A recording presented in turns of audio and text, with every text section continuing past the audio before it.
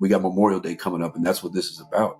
There's kids right now growing up in this country that will never know who their father was because they were willing to give their lives up for me to be here today to fight for this country. So if I don't stand up and fight against something that I see is wrong, all we're doing is pissing on their grave if we turn the other cheek for a paycheck. And I couldn't look my kids in the eyes and tell my kids to do the right thing no matter what the consequences are to you if I wasn't willing to do it myself. I thought for sure there's no way I win this fight. Nobody beats the government. But one thing I will be able to do at night when I'm standing in the bathroom mirror, I'll be able to look myself in the face and be proud that I didn't let my children down. If we're not willing to stand up and fight today, in reality, all we're doing is we're passing this fight on to that next generation. And if you're okay with that, then in my eyes, you're a coward. And that's something I'm scared to be. I'm scared to be a coward. Now, all interviewers have their own style, and my style is to try to get to the point and to be intensely curious. And the key to interviewing is listening. Take a look behind the curtain with a real whistleblower and American patriot. Prepare to embrace the uncomfortable truth because this program has no time for comforting lies. Here is civil liberties enthusiast, Second Amendment defender, and recovering FBI agent Kyle Seraphin. Well, hello, my friends. Welcome to the Kyle Seraphin Show and our Sunday sit down. I think you're going to really enjoy this one, and I hope you give it a listen. It's an important time. Sometimes you get to discover another suspendable, and we've done just that. We've got Matt Strickland on. He's a restaurant owner. He's a military veteran. He's a guy that stood up against the government multiple times. Whistleblower from DHS.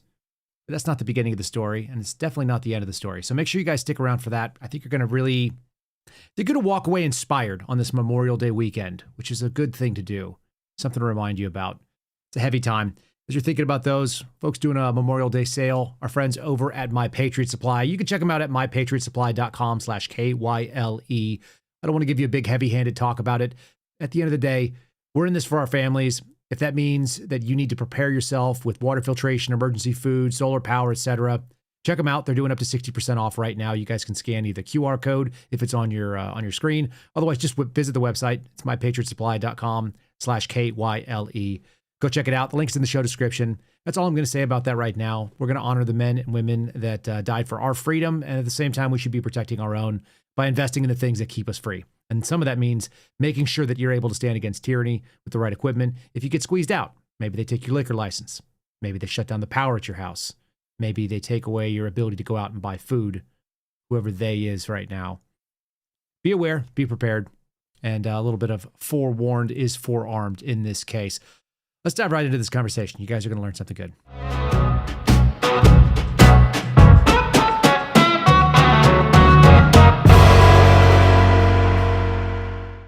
All right, folks, thanks for joining me for the Sunday sit down. We got a good one today. At least I think so. I think we're going to have a fun conversation with Matt Strickland.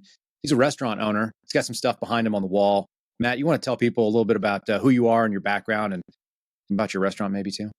Yeah, absolutely. Well, first of all, it's great to finally meet you virtually, Kyle. And I wanted to thank you for everything that you're doing standing up for the little guys, everybody here in America that doesn't necessarily have the position to stand up and speak out against some of the things that are going on in our government. So thanks for having the balls to do it, because not a lot of people do. Me personally, I joined the military at 17 years old. And actually my first day, I joined as a combat medic.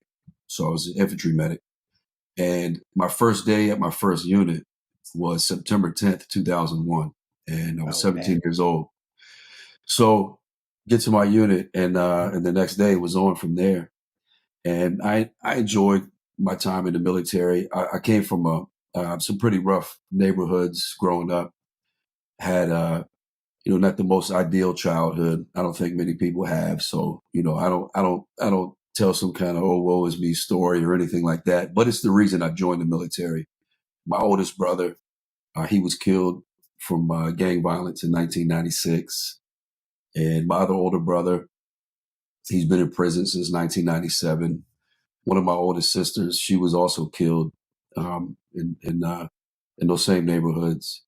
And so I've got little brothers as well, and I wanted to set a better example for them. And prove to them that even though we grew up in the situations and the conditions that we did, it's America. Everybody's got the same opportunities if you bust your ass and don't make excuses. So I joined the military for that reason at 17 years old. And it was the best thing that I could have done at that point, because I got the discipline that I needed, that I didn't know that I need in the military. And especially, so I joined as a medic, like I told you, and the recruiter kind of tricked me into it, because I was good at taking tests, so I did well on the ASVAB and everything, and could have pretty much selected any job I wanted to. I was always interested in the medical field.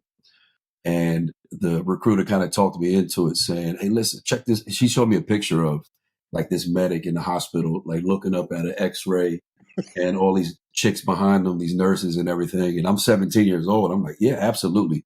Sign me up for that. I want to go hang out with every chick in that picture. So, so They always get you. They always get you with that sly lie. Like, it could happen, but it's just not going to happen. Yeah, they got me. 17-year-old me. But I get through basic training, AIT and all of that. And I get orders since 25th Infantry. And I looked at the drill sergeant and I said, "Hey, drill sergeant, I'm a medic. I'm not in the infantry. What is this 25th Infantry shit?" And he was like, "Well, the infantry needs medics as well. And that's where you're going, buddy. You're a combat medic." And at the time, I'll be honest, I wasn't all fired up for it. And I was fired up to go hang out with the chicks in the hospital, man. But it was the best thing for me. It's what I needed. It's what I didn't know I needed. And it kind of set the course for my life at that point right there.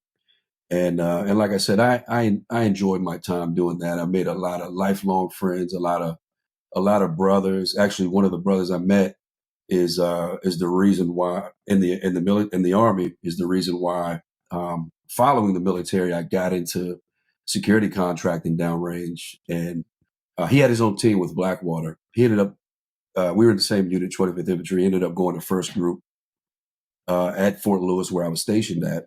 Yep. Which is another funny story, because once I realized I'm going to the infantry, I see 25th Infantry, and I think I'm going to Hawaii. So I at least get to celebrate that. But no, I was going to 1st Brigade, 25th Infantry at Fort Lewis. So, Gotcha. Yeah, so they hit me with a double whammy that day. But one of my brothers, as soon as I got there, we got real tight. He ended up going to selection with the first group at Fort Lewis. So, he stayed there. We grew that brotherhood and friendship that we started with, because we both got there at the same time. Anyways, Yeah. He got his own team with Blackwater, called me, told me about it. And at first, honestly, I wasn't interested, because, I'm a young guy. I just wanted to come home and see what I missed the past few years while I was gone, and hang out with friends and just do what people, in their early 20s want to do. But then when he told me how much they made, I was all in. I said, at the time, it was all SF guys, SEALs. Yeah. At the very least, Rangers. And I was just a regular infantry medic, combat medic. So so I said, "Hey man, I'm not SF or anything like that. I don't know if I can get with Blackwater." And he was like, "Well, let me see if I can vouch for you and talk to one of the recruiters." Yeah. So anyway, I did that. I went to the vetting course down in Moyock, North Carolina. Went through that training course down there, and worked for Blackwater. And was that course a challenge? Yeah, the course was a challenge. It wasn't, because it's not a training course that you go through with Blackwater. It's a vetting course. So you got to come down there knowing your shit. You got to come down there knowing how to shoot, move, and communicate. And as a medic, you got to come down there knowing tactical medicine. You got to be squared away. Yeah. And they also, you also peer each other out. So that's another reason why I thought I was going to make it, because I'm in there with all these SF guys and SEALs, and here I am, this combat, infantry medic. Thought for sure, because you gotta put, I think it was every week, if I'm not mistaken, or I can't remember how often it was, but you had to fill out a piece of paper saying who in the class would you want to deploy with the most, and then who in the class would you not want to deploy with. Sure. So they took the same kind of things from SF selections, from Ranger school, Exactly. Things like that, where they want to see, who's top and bottom amongst their peers. Yeah. So even if even if you were cool with deploying everybody in the room, you still had to select somebody. Sure. So that was nerve wracking, knowing I didn't come from the same communities as these guys, so I'm probably going to be on that chopping block. But I made it through, and it was, once again, one of the best things that's ever happened in my life. I have no complaints working for that company. Eric Prince, one of the best bosses I've ever worked for. That guy squared away and has probably the best military mind of anybody that I've ever come across or met. If that guy's planning an operation, you're going to be good to go. Like if we were getting into World War III with X country, and I knew Eric Prince was planning the entire war, I'd be comfortable with it, because that guy is he's so sharp, he's so smart, and he's also just a good boss to work for. So I don't have any, and he protects his guys. He looks out for his guys. So it was a great experience working for that company. So I did that until I think it was May 5th of 2009 when Blackwater got kicked out of Iraq. Mm-hmm. So I was there, and it was because of the 2007 Nisour Square incident. But so what happened is, in that SOFA agreement that Obama signed with Iraq, that was put into place, I think in 2008, part of that SOFA agreement said Blackwater is no longer allowed to operate in Iraq. And but it didn't make any difference, because May 5th, 2009, I mean, all of us that worked for Blackwater, we just woke up the next day doing the same job, working for another company, so it didn't accomplish anything. But anyway, it was very different working for another company. I won't name any companies to talk bad about them or anything, but it wasn't the same as working for Blackwater, I can tell you that. So in 2010, I wanted to, I had been in Iraq and Afghanistan, pretty much my whole adult life at that point. And I was married, and I had kids, and I wanted to come home and be with my family. So I started applying for jobs. And in 2010, I got a job at the National Ground Intelligence Center as an intelligence analyst. And I didn't have any intel background or experience, but they were looking for somebody with a medical background, because part of the job was casualty analysis. Okay. So anyway, got a job there. And I was kind of honest, to be honest with you, Kyle, when I got that job in 2010, I was kind of intimidated walking into the building, because I'm just this guy that's, I guess, kind of been a door kicker my entire life since I was 17 years old. Never worked in an office environment at all. And part of my title now is intelligence. And I didn't see myself as being that smart of a guy, if I'm being honest with you. And I was kind of intimidated walking into the building, thinking about what those guys would be thinking about me. But I learned very quickly that, these guys aren't as smart and as sharp as I thought. This intelligence thing that they talk about, actually, these people, not all, there's some pretty sharp people working in the industry, but the vast majority of them are actually pretty stupid. And this job's not hard at all. So I hit the ground running in that position, and I wanted to prove myself. So I went above and beyond, actually did some things that made it so a couple new programs were started. So I would say I did a great job from 2010 to 2014. But then what happened in 2014 is ISIS started taking back over Iraq, and I wanted to get into that fight. So, and I hated the office life, to be honest with you. It wasn't for me. Before we dig into that next phase, I want to kind of just pick your brain at it, just because I wasn't there at that time. But I had this kind of growing instinct about what the intel world looks like, various different agencies. Were you a blue badge, or were you a contractor at the time? I was a contractor, yeah. Okay, so you're working in there. What was the culture between permanent employees and contractors, and was there a respect differential there, out of curiosity? Absolutely. There's always been a respect differential between contractors and government. And I think that's one of the things in the government that doesn't allow for efficiency, because there's a lot of contractors that bring a lot to the table in experience and just knowledge, and they're not allowed to share that or do certain things because they're not a government employee, they're a contractor. Mm-hmm. But to me, that doesn't make any sense, because we're all Americans, and we're all supposedly here doing this job for the same reason. But so, for example, some of the things I did on that program, I didn't get the credit for or the acknowledgement for it, because I was a contractor, and what I did had to run through a government employee. So they're the ones that moved from a 13 to a 14 or a 14 to a 15 because of the work that I did. But I was cool with that. I never wanted to be a GS employee because I didn't see myself working for the government for 20 years. I knew even at that point that that wasn't the life for me. And honestly, the reason for that was because I thought going into that job in 2010, maybe the government life would be for me, but I learned very quickly it wasn't because I saw how miserable everybody's life was that worked for the government. And and honestly, making the same amount of money every 2 weeks, no matter how hard you work or how lazy you are, does not motivate. I'm a very self-motivated person. And money wise, I want my paycheck to reflect how hard I work, Sure. and I would just see these people that are working all around me that I know aren't doing anything except checking their emails. And I'm in here busting my ass, making them look good, and they're getting paid more than me. And it wasn't motivating, So I knew I wanted to be a small business owner. That was my dream at that point.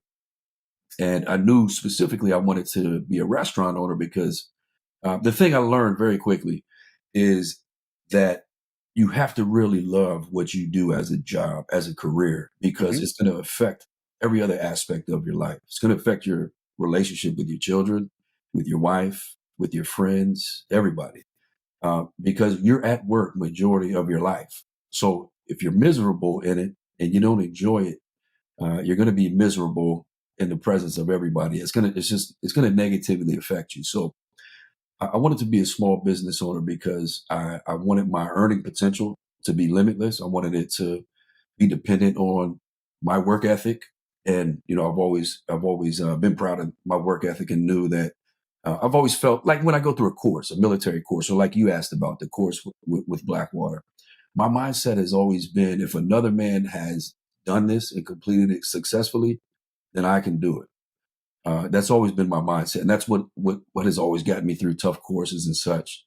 So anyway, I wanted to be a restaurant owner specifically because I love cooking. It's always just been one of my number one passions, and I knew that if I did that every day, it'd be something that I enjoy going to work for. And I'm a restaurant owner now, and sometimes I'm at work, 12, 16 hours a day, and it feels like I was there for two. And could you imagine being inside of a government office for 16 hours a day? I It felt can. like you were there for Yeah. 3 weeks.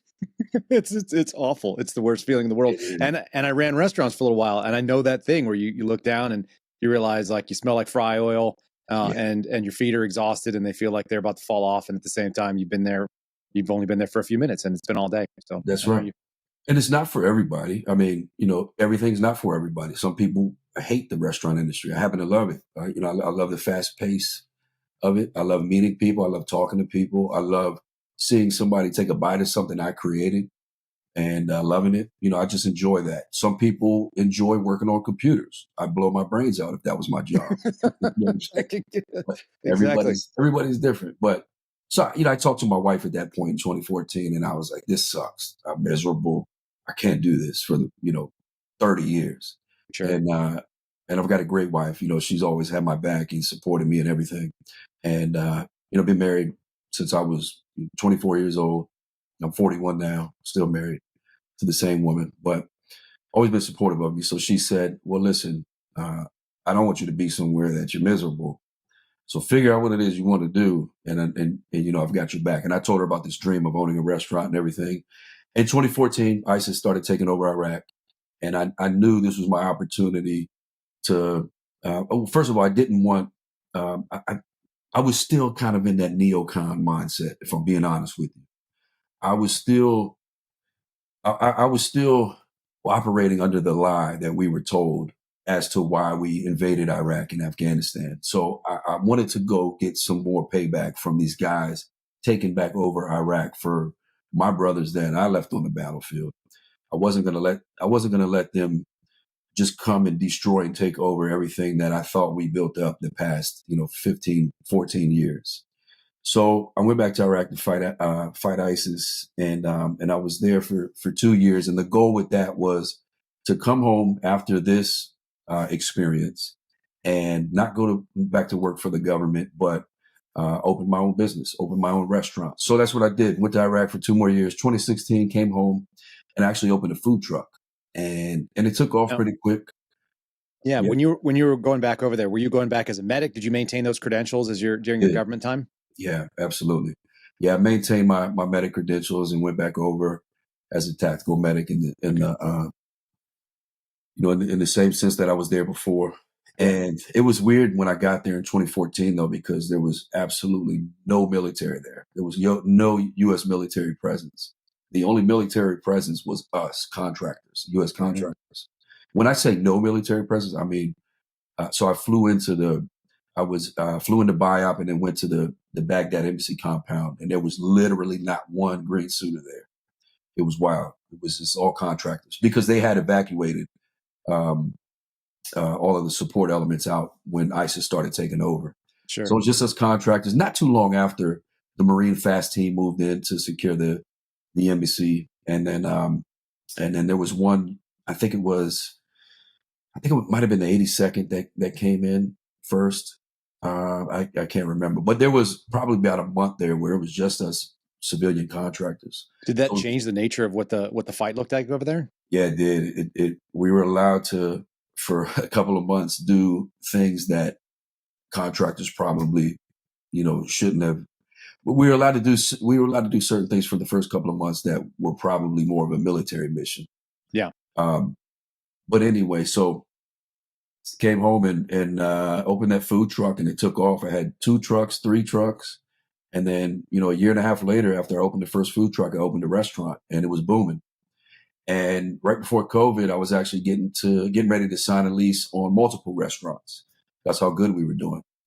What was the cuisine that you were selling out of the trucks, and was it the same thing that you were going to go brick and mortar with? Yeah, same thing. So the name of my restaurant is GourMeltz, spelled GOURMELTZ, gourmet melts combined, obviously. So, our claim to fame is grilled sandwiches, but we do all kind of unique grilled sandwiches like brisket sandwiches, all kind of different chicken sandwiches, pulled pork, different barbecue sandwiches. We also do smoked wings, something we call grilled cheese tacos, where we take a corn tortilla and we grill some fresh mozzarella to the outside of a corn tortilla. That way it doesn't fall apart like corn tortillas do, and you don't have to double up the tortilla. We do some pretty cool things, man. And do you have formal training in running a restaurant? Do you have formal training in anything culinary? Did you ever go to any schools for this? Was this just like, I got a dream, I'm gonna make it happen? Zero training whatsoever. I worked at KFC when I was probably like 14 for like 3 weeks. So you're well trained, is what you're saying. Yeah. So I had a ton of training. I was ready. Pedigree. Yeah. So you're about to get into the COVID story, and that's when I first became aware of GourMeltz. I lived in the area at the time. You may not know that, but like your story was a big local story in the DC area. So you're in Fredericksburg, correct? Correct. Yeah. And you're further south than Old Town, which is where my wife and I would have gone. So you were always kind of maybe outside of our drive radius. So I never actually made it down to the restaurant. I was looking for it. I was like, where the hell are they? Like, because Fredericksburg is really small in my mind. It's obviously got some additional parts. You guys are off the highway there, off 95. Yeah, we're right off of 95, like not even a mile off of 95. But yeah, we're probably, 10 minutes from downtown where you're talking about. Yeah. I'm in probably the most southern part of Fredericksburg. Yeah. But it was a huge fight. And it was a huge local story, a huge Virginia story. And then a couple of big social media personalities shared it. Much love to the Hodge twins, because the Hodge twins were the first ones that were a conservative personality that shared my story, and then it kind of took off from there. But, all right, so look, you were doing the trucks, you were about to sign the lease. I don't want to take away from the story. I just wanted to say that it was an obviously big story even then, and I heard about it when I was working for the bureau. So this is not like something I've not been unaware of. That's going back 5 years now. Then, yeah, this is at the beginning of the lockdowns, which was March 2020. Yeah, March of 2020. So honestly, like in March of 2020, I didn't know what COVID was about. Like nobody did. Right. I mean, they were telling us that this was this, virus that was going to kill half of the people in the world. And so, I took a step back and I said, well, let me close my restaurant and make sure I'm not putting anybody in danger, including my family.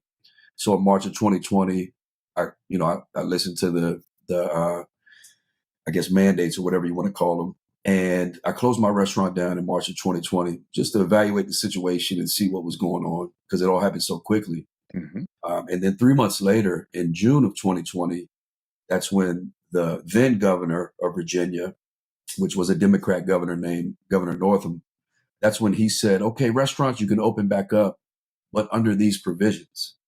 And that's when during those 3 months, I started kind of noticing weird stuff that didn't make sense to make me kind of think this was more about government control than it was our health and safety. But when they told us we can open back up, but under these provisions in June of 2020, that's when it really clicked. And that's when I realized, oh, this is not about health and safety. This is about control. And the reason I say that is because they made me as a restaurant owner follow these like draconian mandates that absolutely made no common sense. Like my bartender could make a drink right in front of somebody across the bar, but couldn't hand that drink to the person across the bar. They had to walk around the bar and hand it to the person side by side. And nobody was allowed to sit at my bar, but I could pull a bar height table all the way up to the bar and they could sit at that bar height table. And you probably know the one where, you had to wear a mask walking into the restaurant, but as soon as you sit down, somehow you're safe and you can take the mask off. It was just stuff that didn't make any sense. And I immediately recognized what it was. And I talked to my wife about it. I said, hey, listen, I spent my whole adult life in other countries fighting against, dictatorships. And I'm not going to come home to my country and allow a dictatorship to rule here. I don't like what's going on, and I just can't be blindly complicit in it. If I know it's wrong, I got to do something about it. Yeah. What was the other side of that conversation? Because I've had similar discussions with my wife, and I don't think everybody has the same one, but they all tend to run the same route. I'm curious how yours went. Well, so my wife is probably has even more comments. I'm not the smartest guy in the world. I don't have 100 degrees. I'm probably smarter because I don't have 100 degrees, to be honest with you. Probably. But I do pride myself on having a lot of street smarts and common sense, a lot due to, how I grew up. But my wife has even more common sense, I think, than I do. And she's actually even more of a fighter than I am. So, when I mentioned it to her, we of course, it wasn't just out of the blue. We've been talking about it ever since it happened. Sure. And we both saw the same things and we're married for a reason. We share the same values. And when I told her, I said, hey, listen, I don't think we can do this at the restaurant. I'm not comfortable with not affording my customers the right to choose what's right for them themselves. And one thing I'm not going to do is take away my customers' constitutional rights. I'm not going to be complicit in that, because even though I'm being forced to do it, if I do it, I'm just as complicit as the person forcing me to do it. That's my mindset. Yeah. So I told my wife, I said, I don't want to do this. If we're going to open up, I want to open up business as usual and let the people decide for themselves. If they don't want to come to our restaurant, they don't have to. But if they want to come and they don't want to wear a mask, then they're more than welcome to do so. If they want to sit at my bar, they can sit at my bar. It's up to them, 100% up to them. And let's see how it goes. So she was all in from the beginning. She was like, yeah, absolutely. Did you guys discuss consequences? Did you war game that out at all? Well, so we did. I was the only restaurant here in Virginia to do what I did, so we didn't know what the consequences would be. And obviously, this is something that's never happened in the history of the U.S., so there was no case law to go off of. We were flying in the dark. But I couldn't be complicit in the corruption that I saw taking place before my eyes. There's, like I said, there's a lot of people that I deployed with that have kids growing up right now in this country without a father because they thought that this country was more important than themselves. And they gave their lives. I mean, we got Memorial Day coming up and that's what this is about. Sure. There's kids right now growing up in this country that will never know who their father was because they were willing to give their lives up for me to be here today to fight for this country. So if I don't stand up and fight against something that I see is wrong, that's happening to the American people, not only am I wrong in the American people, but I'm pissing on the graves of every man and woman that went downrange to fight for you and me and didn't make it back. And they've got kids growing up right now in this country without them. All we're doing is pissing on their grave if we turn the other cheek for a paycheck. And so I couldn't do it. I could not look myself in the mirror if I did. And I couldn't look my kids in the eyes and tell my kids to do the right thing, no matter what the consequences are to you, if I wasn't willing to do it myself. And I know I didn't know what the consequences. I thought for sure there's no way I win this fight. Nobody beats the government. I will probably lose everything that I have worked for my entire life, but my wife and I have the same mindset in that we'll be okay. No matter what happens, we'll be fine. I'll go mow lawns if I need to. I'll do whatever it takes. But one thing I will be able to do at the end of the day, at night, when I'm standing in the bathroom mirror, I'll be able to look myself in the face and be proud that I didn't let my children down. Because why did I bring them into the world if that's what I'm going to do? Because one thing I think we're forgetting about in all of this that's been going on the past 5 years is if we're not willing to stand up and fight today, in reality, all we're doing is we're passing this fight on to that next generation, to our children and our grandchildren. And if you're okay with that, then in my eyes, you're a fucking coward. You're the definition of a coward. And that's something I'm scared to be. I'm scared to be a coward. Where did that mindset come from? I think that mindset was instilled in me in the way that I grew up. I had to being in the neighborhoods that I was in, growing up in those neighborhoods. I had to fight my entire life, basically. Like I told you, my brother was killed from gang violence when I was, just 12 years old, and he was in gangs. He sold drugs at a high level. Not proud to say that, but that's what happened. Mm-hmm. And at that point, gangs were really big in the 90s, especially in the neighborhoods I grew up in. And I lived my entire childhood thinking that the people that killed my brother were eventually one day, going to come after me and kill me, because that's how things happened.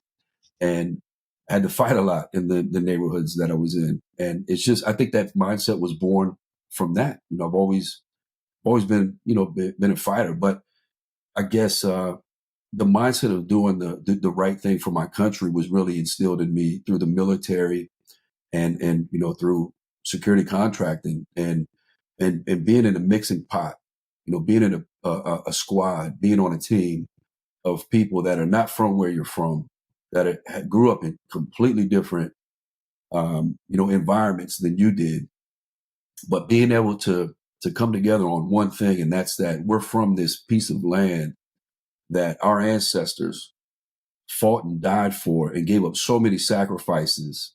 So, we can have the ability and the privilege to be here today to fight for that next generation. And it really going through that instilled so much patriotism inside of me that I just wanted to always do what was right for I'm not a perfect man by any means. Fuck up all the time. I've done a lot of wrong things in my life. I'm not, but I try to be a great husband, try to be a great father, try to be a great friend, a great brother.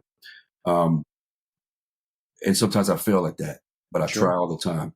I can honestly say one thing I've never failed at is being a patriot of the United States of America. I've always done what was right for my country. And honestly, the main reason for that is because my kids are Americans and they're going to be living in this country when I'm not here one day. And that's all I think about is I just want this place to be the best place for them when I'm not here, and my family fought in every war that this country has had. We've done it as Americans. And I just, just instills something in me that I don't know I can't put my finger on it, but it just lights a fire in me when somebody works against that. I think that you become my enemy instantly when I know that you're working against the American people, even if it's not me specifically. Just lights a fire in me. Yeah, so, I think that comes through real clear. I want to have you reflect on one thing. We're pretty close in age, so the odds are you've seen the movie Fight Club or you've read the book. Does that sound right? Yeah. There's a moment in that movie where they talk about after Fight Club, all the volume is turned down on corporate BS. Like you're in an office and people are upset with you, or somebody steps on your toe or bumps into you on the bus, and it just doesn't mean as much because you've seen actual violence, you've seen actual things. You, with your experience as a medic, had to have hands on some people that were really in bad shape, and done some things with some teams, very aggressive, where your life's on the line, people died around you, I'm sure of it. So when you see those things, it tends to turn the volume down on, like, the government might come and shut down your restaurant. Right. Like, Exactly. is that not like just a lower consequence when you've seen people give their life for something, or you've seen people die around you because the right thing wasn't done? And then someone's going to shut down your sandwich shop. You actually just explained it perfectly. Yeah, absolutely. And so that sums up what my mindset was. You know, if those guys were willing to die for this country, then I better be willing to lose my business for this country. And We had this moment during that time, which I think a lot of us saw, and it really blew my mind working in federal service. I'll just share this one more thing, just as you walk around and think about it. We're told that members of our law enforcement community, right, our military members, we all sign up to and including our life. That's the deal, right? That's what we signed up for. Enlisted guy here as well. And the deal is that we saw people who theoretically were willing to lose their life for everyone else's freedom, and they weren't even willing to lose a paycheck for it. So how do you take those people seriously when you've seen people do the real thing? you can't. You know, you hear the excuses all the time. I have a family to feed. Mm-hmm. And to me, I want to sit those people down and tell them, look them in their eyes and tell them, do you realize what you're giving, the fight you're giving up right now to feed your family? What you say is to feed your family. There's many ways to feed your family, but the excuse you're using that you're not taking this fight on for a paycheck every 2 weeks. Do you realize what you're giving up and what you're passing on to your children? You think you're doing this to save your children so you can provide monetarily for them. But in all actuality, you're screwing your children over by not willing to step up and take this fight head on right now, because your children's future will be so much easier, so much better if you just do what you know you should be doing right now. And I don't know why people don't understand that. Like, that doesn't compute in my head. Why they think short-term comfort is better than long-term stability for this country and the following generations to come. Doesn't compute to my head. But you said it right there, that we're addicted to comfort in this country. We are. Yeah. I'm telling you right now, the best strategy that anybody's ever had is the U.S. government employing more people than any other corporation in the world. So by the U.S. government being the biggest employer, they've got everybody by the balls, because they can make people do something they wouldn't normally do, or go along with a plan that they know in their heart is wrong, to make sure that those benefits and that paycheck keeps rolling in. And so they got people by the balls because of that, because there's people that have worked for the government for, 20, 30 years. That's all they've done. That's all they know how to do. They don't have any other talents outside of government. They couldn't do anything else in the private sector. So there's no way they're going to push back against the hand that feeds them. And the government knows that. And that's why a lot of what happens in the government is not necessarily because those government workers are, these sinister deep state actors that have a mission. It's really honestly just because these people are spineless cowards and they don't want to lose a paycheck to do what's right. That's what it comes down to. It does. I just love how plain spoken you are. That resonates with my heart really well, because so many people dance around the answer. Yeah. They don't. I'm sure a lot of your clientele work in federal government based on where you are. There's got to be people there that are either part of the federal government or they work really closely with folks that do. Most of them, yeah. Most of my clients. I mean, I'm in Fredericksburg, Virginia, right outside of D.C.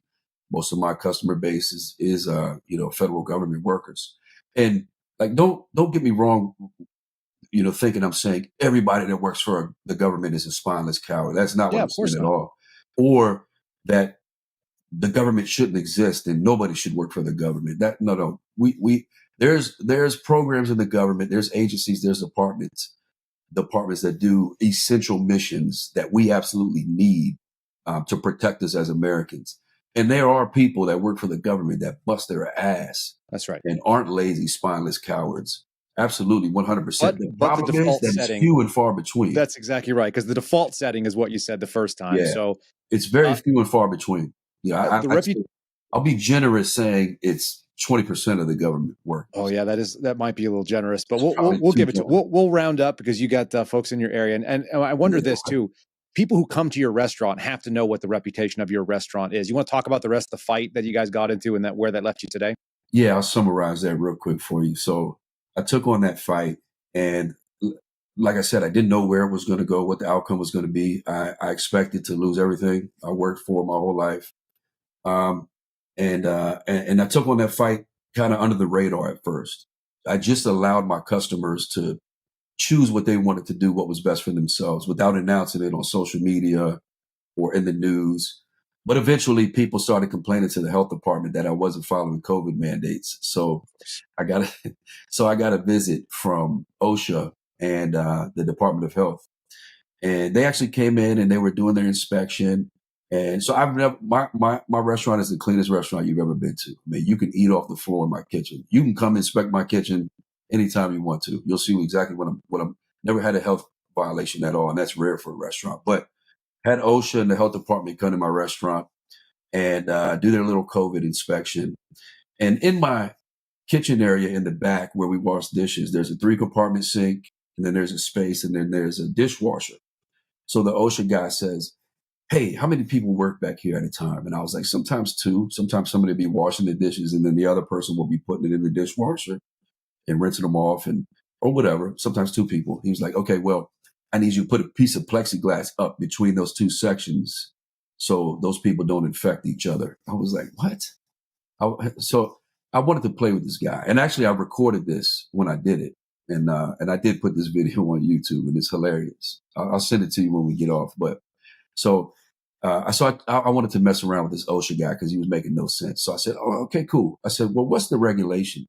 Like, how tall does this plexiglass need to be?" And he was like, "Well, it needs to go from floor to ceiling." And I said, "Oh, okay, cool. But these fire sprinklers that I have, you realize I'll be violating the fire code if I do that, because I'll be blocking the sprinklers." And then he was like, "Oh, okay, well, yeah, don't violate the fire code.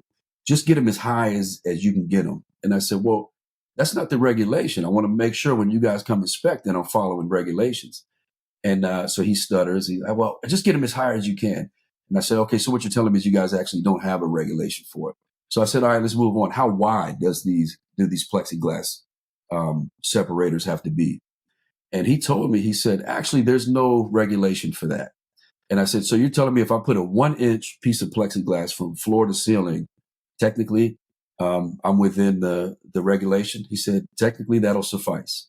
I said, "Okay, buddy, take your OSHA hat off for 1 second and just talk to me man to man. Does that make any sense to you?" And his reply was, "Well, Matt, it doesn't have to make any sense. The governor said you will do this, so you will do this." And I said, "Well, it's a good thing that we don't live in under a dictatorship. It's a good thing we're Americans because we have rights, and right now you're violating them. So you're gonna have to leave my property, or I'm gonna have you removed."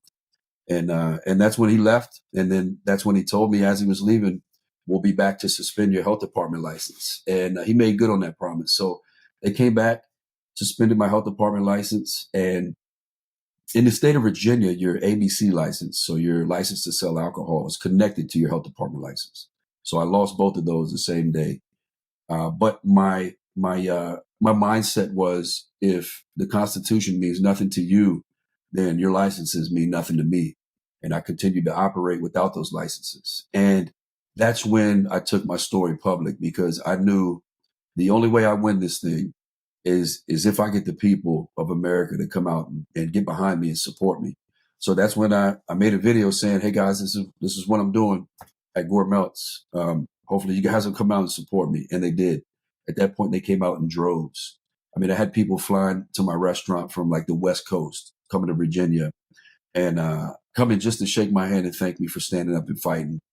And I mean, it made me tear up, man. It made me, at that point, I knew I was doing the right thing. And at that point, I kind of felt the sense of security in that we might be fine, man. We might be okay. We actually might get through this thing. And I truly believe that it was because of the support of the people that I did win my fights in court. So eventually, with the court, proved in court that some of these mandates were indeed unconstitutional, and I won. I was able to prove that they were unconstitutional. They had to give me my health department license and my ABC license back. So we were victorious. Yeah, quick little breakaway right now. Say thanks to our sponsor, My Patriot Supply. Again, you guys can check them out online at mypatriotsupply.com/Kyle. Again, that not the normal thing we're doing. They're doing the promo code Kyle right now. So mypatriotsupply.com/Kyle. Special discount just for this weekend, up to 60% off things like emergency food, water filtration, solar power, energy, gear, kit, all those things. Check them out. Make sure you are defending your own safety Make sure you're defending your own ability to be autonomous and operate outside of government control. Make sure that you're kind of ready to stand on your own 2 feet if something happens, whatever that investment looks like for you. And we're doing so in memory of. There's a lot of different sales that are out there, and people are trying to get your access to your money. Nothing more American than doing a fair deal and offering a deal of 60% off. Nothing wrong with that. Again, mypatriotsupply.com/Kyle. That's it. We're going to get right back into this conversation. A little power outage, which is quite interesting for me. I had a little panic moment where I sat in the dark and thought, oh my God, who's coming through my doors? You guys will continue listening to this. It doesn't make you feel any less panic, but it should make you feel more ready. All right, back to the conversation right now. Okay, a little power outage never stopped anybody except when all your stuff is digital and it all just shuts down and I'm sitting in the dark by myself. Matt, you were just talking about how you told the government kind of to stick it. Sounds like you won that fight in the end and you were able to send them home. You had your liquor license restored. Is that correct? Yeah, well, it was even more long and drawn out than that. So I won my health department license back in court. So then we went before the ABC board, the liquor board, and we basically told them, hey, listen, you guys took my ABC license only because the health department took my health department license. Well, we went to court and proved it was unconstitutional. They had to give me my health department license back. So now in turn, you should have to give me my ABC license back. That makes sense, right? Sure. Well, the ABC board said, no, Matt, when we took your ABC license away from you, you continued to sell alcohol without it. And I said, yeah, I did because you unconstitutionally took it away from me. So they said, well, you're not getting it back. So I said, Roger that. And once again, I said, if Constitution means nothing to you guys, neither does your liquor license. So went back to my restaurant and sold alcohol, business as usual. And the disappointing part about that was by this time, Glenn Youngkin was the governor of Virginia. Mm-hmm. And I supported the heck out of Glenn Youngkin while he was campaigning. I mean, he came to my restaurant to garner the support of the people that were supporting me. Gladly did, events for him and everything like that. And he told me, if we win, not only your COVID mandates gone, but we're going to make sure businesses like yours are no longer prosecuted for COVID mandates. Well, he won.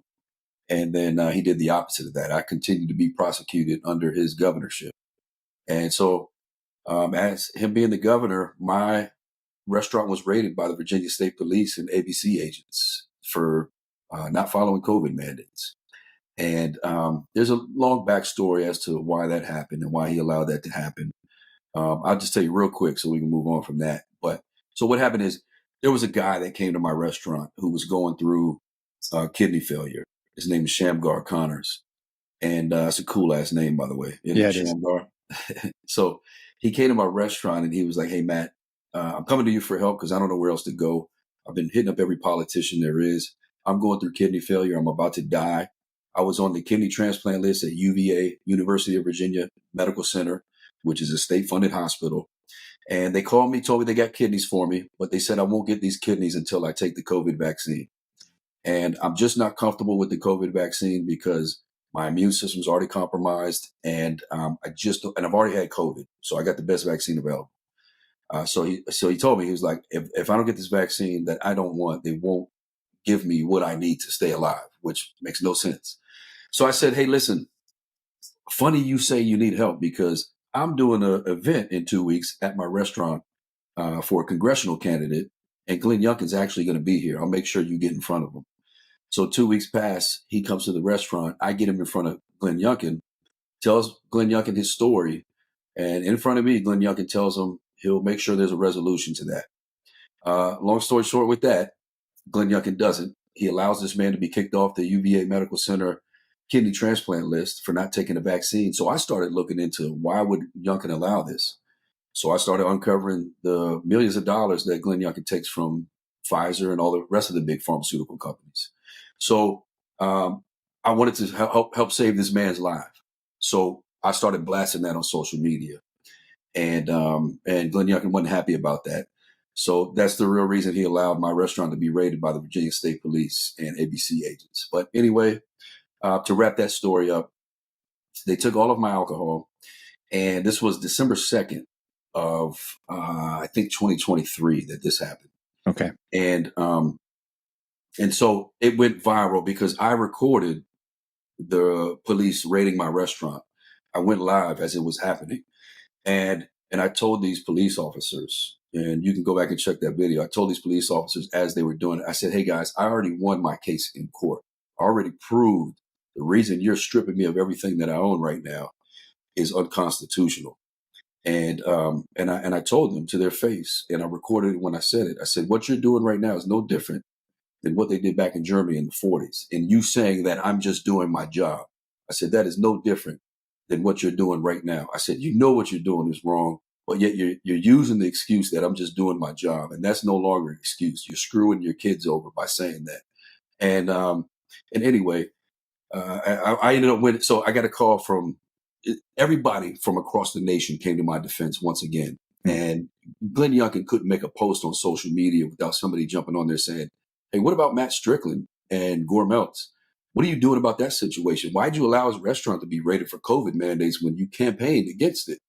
And he couldn't make a post on social media without people coming in the hundreds and having my back. And they were calling his office every day, sending him emails. So he finally felt the political pressure.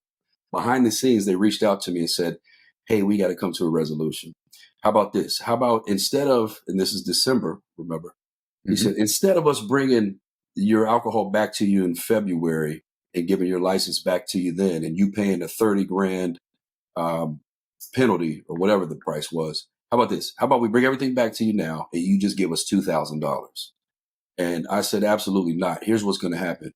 I said, you're going to bring everything back to me. I'm not going to pay you a dime, and I'm going to give you until Christmas to do it. By this time, it was like December 17th.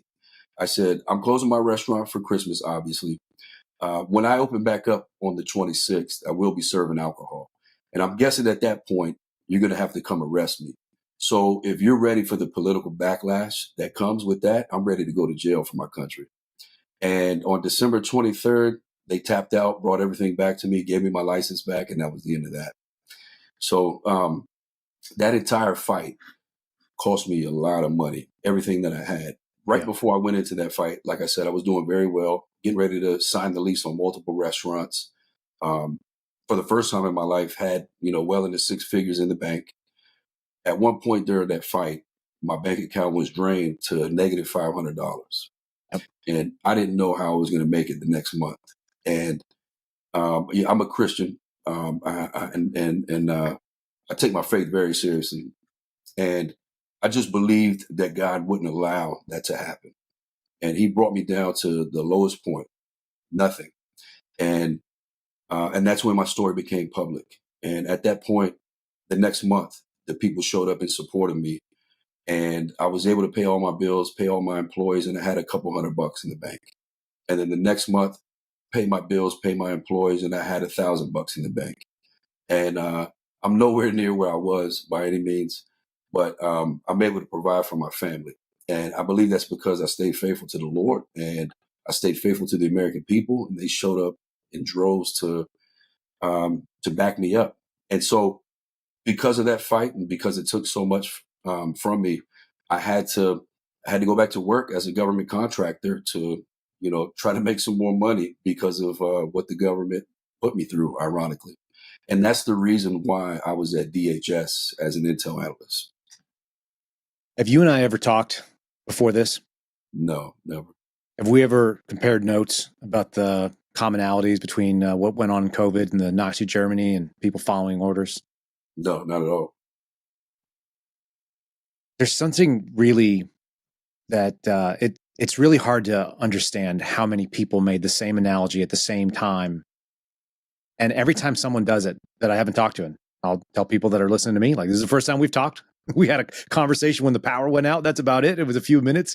Compared a couple of notes, which are also very similar. We have similar stories with the folks, the gals we married and how they look at the world now versus maybe the way they did. But other than that, we didn't have to compare notes because men knew this. Like, I feel like we're throwbacks. Is that what's going on here? Like, are we just regular guys from 40 years ago that just don't want this crap to jump into our lives like this?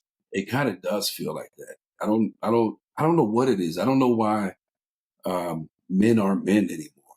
I always say that if my grandfather's generation were all to magically come back to life and see the men running around this country now, they'd be embarrassed. They'd be embarrassed of what their lineage grew into, because they wouldn't recognize it. It doesn't represent what they stood for at all whatsoever. And I don't think so. I got in the media. I got some backlash for saying that to those police officers. They started saying me and my restaurant don't support police officers, which is a lie. They started saying that I compared police officers to Nazis, which I compared what those specific officers were doing that day to what Nazis did back in the 40s. Yeah, I wasn't being walked into a train to step into a gas chamber, no, but they were taking my livelihood away from me. They were stealing from me, and they couldn't have cared less how it affected me or my family. And that's no different than what they did back in the 40s to the Jewish folks. There's a whole book about this. We talk about it on my program on a pretty regular basis, but the book's called Ordinary Men, and it's the story of how men who are just keeping a roof over their head and working for the government and doing what they're told, following orders, they went from being guys that were butchers and bakers and candlestick makers and people who ran restaurants, and they were regular dudes, and they got conscripted in to work for the Nazis. And within 2 years, 3 years, they were shooting little kids in the back of the head and old people that were moving too slowly to get on the boxcars. And the other crazy part about all that, Matt, is that the historical example's already been set for people that said no to those disgusting and unlawful and inhumane orders, and nothing bad happened to those guys. We already know what happens if you say no. You might lose your livelihood, but generally speaking, when the regime is looking for compliance, it doesn't actually even go punish the people that don't comply, because it would highlight that actually there is a resistance and that what they're doing is wrong. So in any case, well, good on you for doing the right thing. And I didn't know all the backstory on it. I knew enough of it from being in the area. Makes perfect sense to me. Again, do you find that people that are quite a bit older than you, people in their 70s and 80s, seem to have a kinship with the value system that you're talking about that maybe skip the people that are our age? They do. I mean, I love when people from that generation come into my restaurant.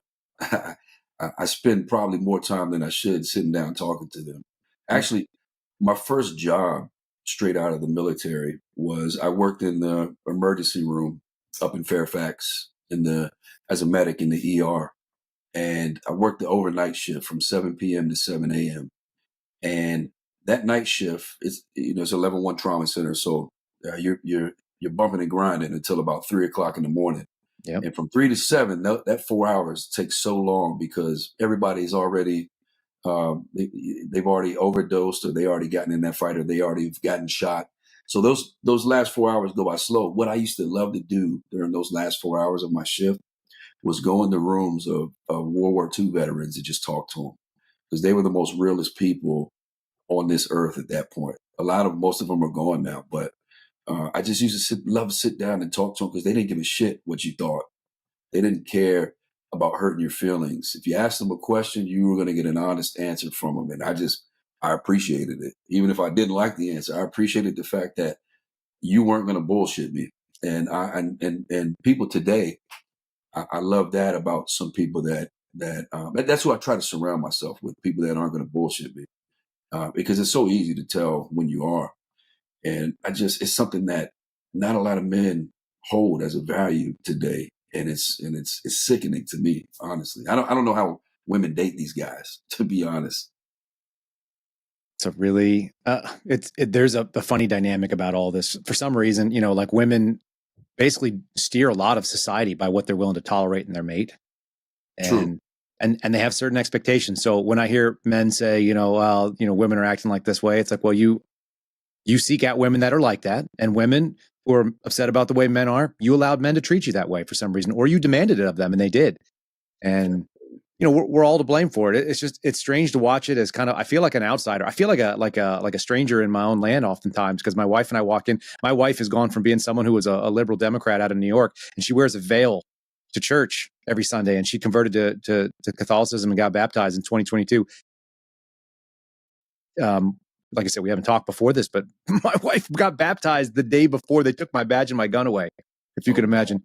God does speak in really interesting, powerful signs occasionally when we really need it. I think that's one of them for me. But that's wild. And I don't believe in coincidences. I think everything happens for a reason. And I think if you're willing to open your eyes, questions that you have, there are answers for them all around you. That's right.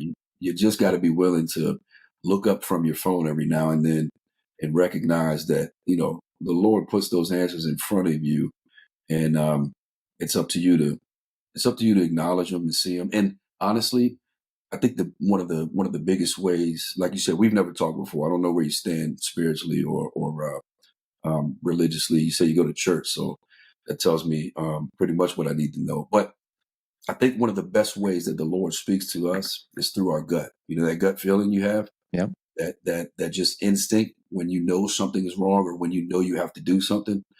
I believe that that's the Lord speaking to us. We got that kind of sixth sense and that gut instinct for Him to kind of guide us. And when you knowingly ignore that, usually bad things happen. And You can watch people ignore it in real time. And if you've ever questioned a subject, or if you've ever rolled up a high value target and they've done something they shouldn't have done, and you ask a real simple question, and that there's a visceral response when human beings know they're doing the wrong thing because they're being told to do otherwise and they can't do it. You can feel it. Absolutely. You're absolutely. I'm going to send you the video of when those police officers came to my restaurant that day. Watch what their face looks like as I'm talking. I don't even have to see it. I will see it, but I already know what it looks like because it looks the same way that my boss taking my badge and gun looked. When I shook his hand, Matt, I reached out because I instinctively, or he wanted to shake my hand for some reason. He held his hand out to me. This is a man that's got 8 inches on me, probably 70 pounds on me. I'm 5'8" and weigh $180, and he's probably in the 250 range, and he's 6 something, 6'3", 6'4", and he reaches out to shake my hand, and it was ice cold and soft and scared, and you could just. He knew in that moment that you were a bigger man than he was. I did too, and my boss came up and he said, "You handled that like a gentleman." My other boss, and I said, "Well, these men are beneath me." Mm-hmm. And when you have that moment, when you're righteous and and in your fight you were, and that's why you don't accept any half measure. That's why a $2,000 fine and we'll make it go away shortly. It's like, no, you apologize is the answer. The answer is that tyranny doesn't get you. I have a little thing. I'll send it to you on my phone. You can send it to people occasionally. It says, you don't make peace with evil, you destroy it. Absolutely. And what those men were doing, whether they were complicit or they called the order out or they just obeyed it, that's evil. That's what evil looks like. It's good men agreeing to something that they knew was wrong, and that's why their face looked that way. You knew it too. One of the guys that was in that video, one of the police officers, one of his friends he grew up with, came to my restaurant in the next couple of days following the incident. Yeah. And he said, "Hey, Matt, just wanted you to know that guy in the video, he is on the same page as us. He's got the same values as us. He didn't want to do what he did, but, he was just doing his job." I said, that guy doesn't have the same value systems as me whatsoever. He's not on the same page with me, and we don't believe the same things, because I would have lost my job that day. That's the difference between him and I would have done it with pride. And I would have went home and told my wife I did so with my head held up high, and we would have been just fine the next day. That's the difference between me and that man, if you can call him a man. But it's an easy identifier, and anybody who says, well, they believe this way but they acted another way, show me, don't tell me. Real simple. That's it, man. I mean, that's what we're supposed to do as men. Our actions are supposed to speak way louder than our actions do speak louder than our words, and that's why it's so easy to identify who the cowards are in this society. And the wild thing is, so I was going to like school board meetings and such during the COVID stuff because my kids are in public school. I got 2 in college now, and then my twins, who are the youngest, they're going into 9th grade, but they were all young back then. And I was at these school board meetings pleading for these folks to let our kids back into schools and let the kids back into schools without masks on.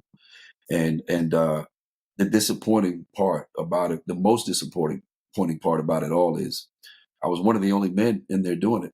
The rest of the 50 people in there fighting the school board were women. It was like 3 guys and 47 women in there. And I would even make posts about it on social media, like, hey, where's the men at? Why isn't moms for liberty? Where's dads for liberty? Where you guys at? You fucking cowards. Why aren't you guys joining me at these school board meetings and speak up for our kids and our wives and our community? And it was just so, it was disheartening is not even the word for it, man. It was embarrassing, for me as a man to be in there with all those women and just feel bad for them and have them make excuses for their, oh, my husband gets off late. And I understand that. So do I. But I'm here because this is more important than anything right now. It was disappointing, but I won't beat that dead horse. No, and I'll add this little piece to it. And maybe this helps. I think that one of the two things, we had a really incredible gift in Joe Biden's presidency, which is difficult for people to accept. We also had a really incredible gift that was given to us when these COVID tyrannical mandates came down. And the gift is we got to see what was happening. We got to reveal who was who in a way that you couldn't have done it without hardship, without testing folks. In the same way, you throw something in the fire, you find out whether the purities are there or not. We found that out. I think if you had 8 years of Donald Trump, he would have been ineffective for 4 more years. He would have been impeached another time. He would have just been hamstringed by a bunch of people that didn't quite see what we were up against. And in the same way, I think if we hadn't had the COVID lockdowns, we wouldn't have seen what people would and would not tolerate and who those people were. And so you know what side you're on, and I know what side I'm on, and I know what side other people are not. We saw some people on the fence that realized they got a second chance because it didn't all go away. They can make a better decision now. They probably won't. That's just the way that human nature works. But at least they get that free will. Maybe God will turn their hearts to actually realize what matters. And so that's a gift. It's an ugly gift. It's not one we would choose for ourselves. You're right. I'm glad all of the hardships that have happened in my life personally have happened in the past 5. I'm a totally different person than I was in 2019, and I'm happy for it. Like I told you, I got less money in my bank account than I did in 2020. But the main thing out of all of this, honestly, Kyle, is, and the reason why I'm grateful for what happened to me is because my kids got to see me go through all of it. That's right. And they were watching me every day. They were watching their mother and their father every day go through being in a court or before some kind of board on a monthly basis, being dogged in the media by liberals. And they got to see everything that happened to us. And they got to see us not quit. Not for one day did we even think about quitting. And what I'm grateful for is that's not a lesson that I could buy my children if I wanted to. Agreed. So it taught them something that they will pass down to their grandchildren. And I can't buy that lesson even if I wanted to, Kyle. And that's why I'm so grateful for it. But you're right that certain things have to happen in order for us to wake up, and we were given a gift. And I told you before, I was that kind of neocon guy that loved the war and thought that America should just go crush everybody because we could. Mm-hmm. And we were the only people in this entire world that were righteous and were trying, and everything we did was for the right reasons. And I slowly have woken up to, holy shit, in some of these scenarios, we're the bad guy. And I'll tell you, it was even before COVID that I started realizing that. When Trump took office in 2016, when I came back and I opened the food truck, I went back to my other job as an intel analyst just for a little bit because when you open a business, you're not making any money. That's right. So I got my old job back for a little bit to kind of help pay bills and such. So I worked as an intel analyst under Trump for a little bit. And what really opened my eyes and changed kind of my trajectory of thinking was, if you remember, we were flying some drones around in the airspace over near Iran, and they shot our drone down. Mm-hmm. And all of Trump's senior military advisors wanted us to go to war over it. And it was their chance to invade Iran. And there was one night that I left work, and we had 5 different strategic military targets that were going to get hit that night in Iran, and thousands of people were going to die. And it was an eerie feeling when I left work that day, and seeing that op order, knowing that in just a few hours there's going to be people waking up in Iran, and it's going to be their last time waking up. And I know this, and they don't. Mm-hmm. And so I remember checking the news at whatever time it was supposed to happen, and it didn't happen. And so I thought maybe they canceled the mission, something went wrong. And the very next day, if you remember, Trump got on TV and he said, We had 5 different strategic military targets that were going to be obliterated last night in Iran. He said, I called it off personally. And he did. He's the one that stopped it personally. And he said, the reason I did is because I didn't think you guys shooting down an unmanned drone warranted me killing thousands of people. But make no mistake about it, next time I won't hesitate. And at first, the day before, I was like, yeah, fuck yeah, let's go into Iran. Let's fucking kill everybody. We're America. And the very next day when he said that, I don't know why, it just kind of woke me up like, what was I thinking, man? Why was I thinking that? Who am I? And I was like, he's right. Shooting down an unmanned drone doesn't warrant us killing thousands of people. What is wrong with me? What is wrong with the people who were making the decisions to let that happen? And honestly, Trump kind of changed my neocon mentality at that moment. And then, when we killed General Soleimani in Baghdad, when he rolled out of the gates of Bayap and we dropped that bomb on him, Yeah. obliterated him. If you remember, Iran's retaliation for that was to send 17 missiles into Al-Assad Air Base in Iraq, where our U.S. troops were. Well, 13 of them landed. And if you remember, there was not one American casualty.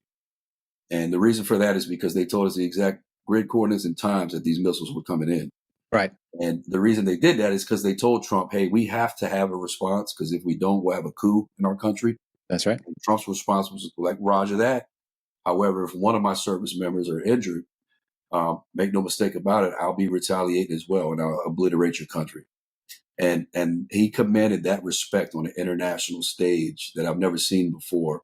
And that's when I truly, fully got behind him, is he perfect? No, not by any means. Agreed. But I believe he's the right person in the right position right now. And that's the right temperament too. It's like, fine, you need to save face. I understand that. And he said something recently that, and I don't get into foreign politics as much because it's just not interesting to me. I understand we all live in a global world, but I live in an American world. Yeah. The thing that was most interesting is that he's like, we're not going to export democracy. We're not going to make, put American values on other countries. We're going to allow other people to be themselves.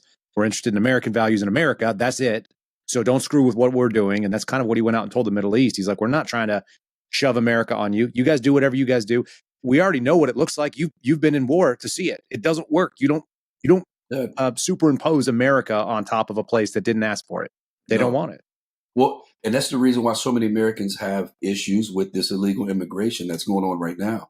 Yeah. Because I could tell you that probably majority of Americans, maybe not at this point because we have too much illegal immigration that happened. Most Americans just want a halt to everything right now and let us evaluate what's been happening. But I can tell you that probably most Americans agree that if we were able to have some kind of psychic power and determine whether or not somebody was a good person and just coming across the border to make a great life for themselves, and they were going to assimilate to the American values, I don't think any American would have a problem with that. The problem is we don't have psychic ability. And with those families that just want to make a better life for themselves are terrorists who want to kill you, and they will kill you at the first opportunity that they have. But the biggest problem is that a lot of these people, especially that come over the border illegally, they don't assimilate to the American culture or American values. And just like those people don't want us changing their country or their systems or their value systems, neither do we. And if you're coming to America for a better life, it should be known. It should go without saying that you won't try to change our country. You will assimilate to the value system and the structure that made it such a great place that you want to immigrate to. So for that same reason, we're never going to change any country in the Middle East or in Europe. Those places have been those places for thousands of years. And to think we're going to, honestly, nobody thought that we were going to go turn these places into a democracy or whatever they want to call it. The intent of these wars were to launder money and make certain people billionaires is all it was. But yeah, the sales pitch was what was very different than what was deliverable in the real world. I think 100%, absolutely. But just to, I do want to touch on one thing real quick, just because I talked about there was no injuries from that Al-Assad air base incident. The media reported, just to make Trump look bad, that 100 and something soldiers were injured. Well, like I told you, part of my job as an intel analyst was looking at casualty analysis. So I saw every injury that happened from that attack. Every injury that happened was a reported headache from people that were in the vicinity of one of those missiles that landed. They just had a headache. So they classified that as a concussion or a TBI, and the media classified that as an injury. So the media reported over 100 some people were injured.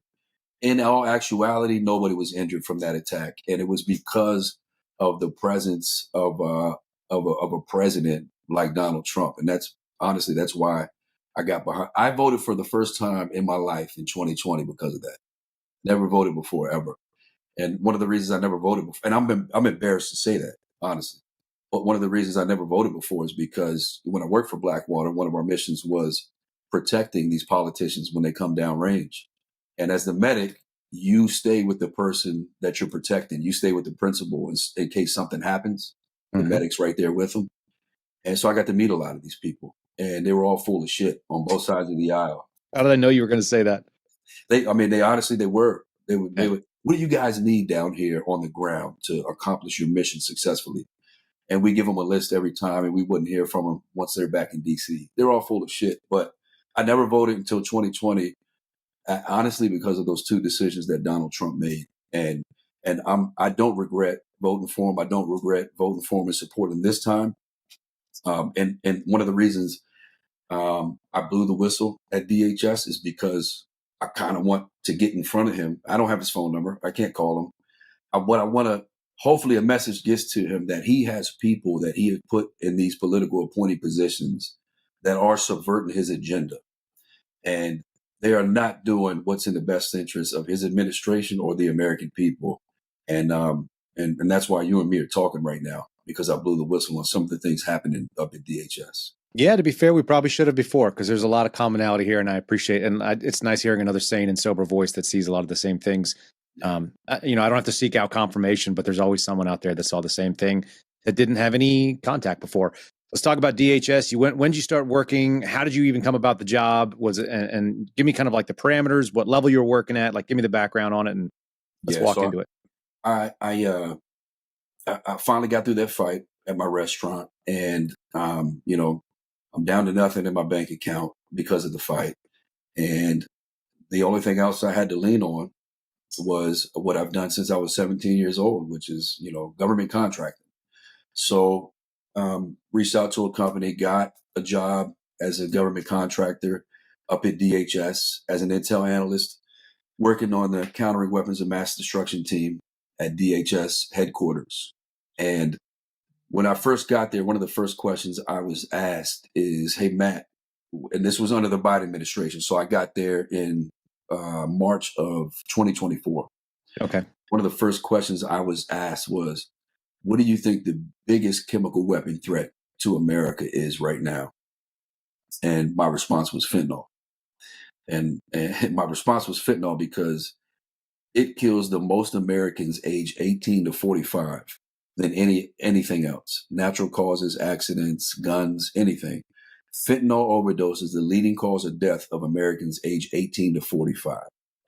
And not only that, but we know that the CCP is responsible for bringing the precursors to make fentanyl to Mexico for the cartels to make. We know that China has trained the cartels on how to take it from being a precursor into fentanyl as a drug. And over 60% of the fentanyl that comes across the border is of a lethal dose.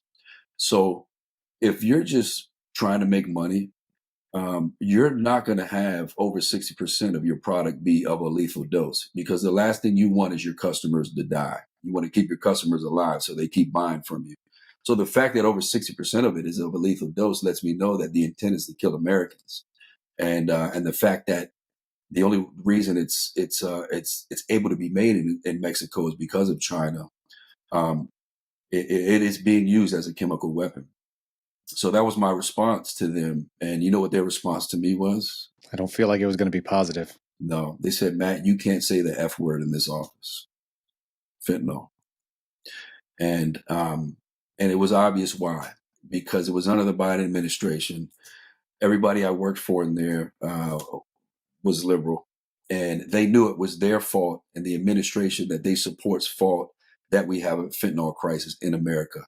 So it's best just to ignore the problem.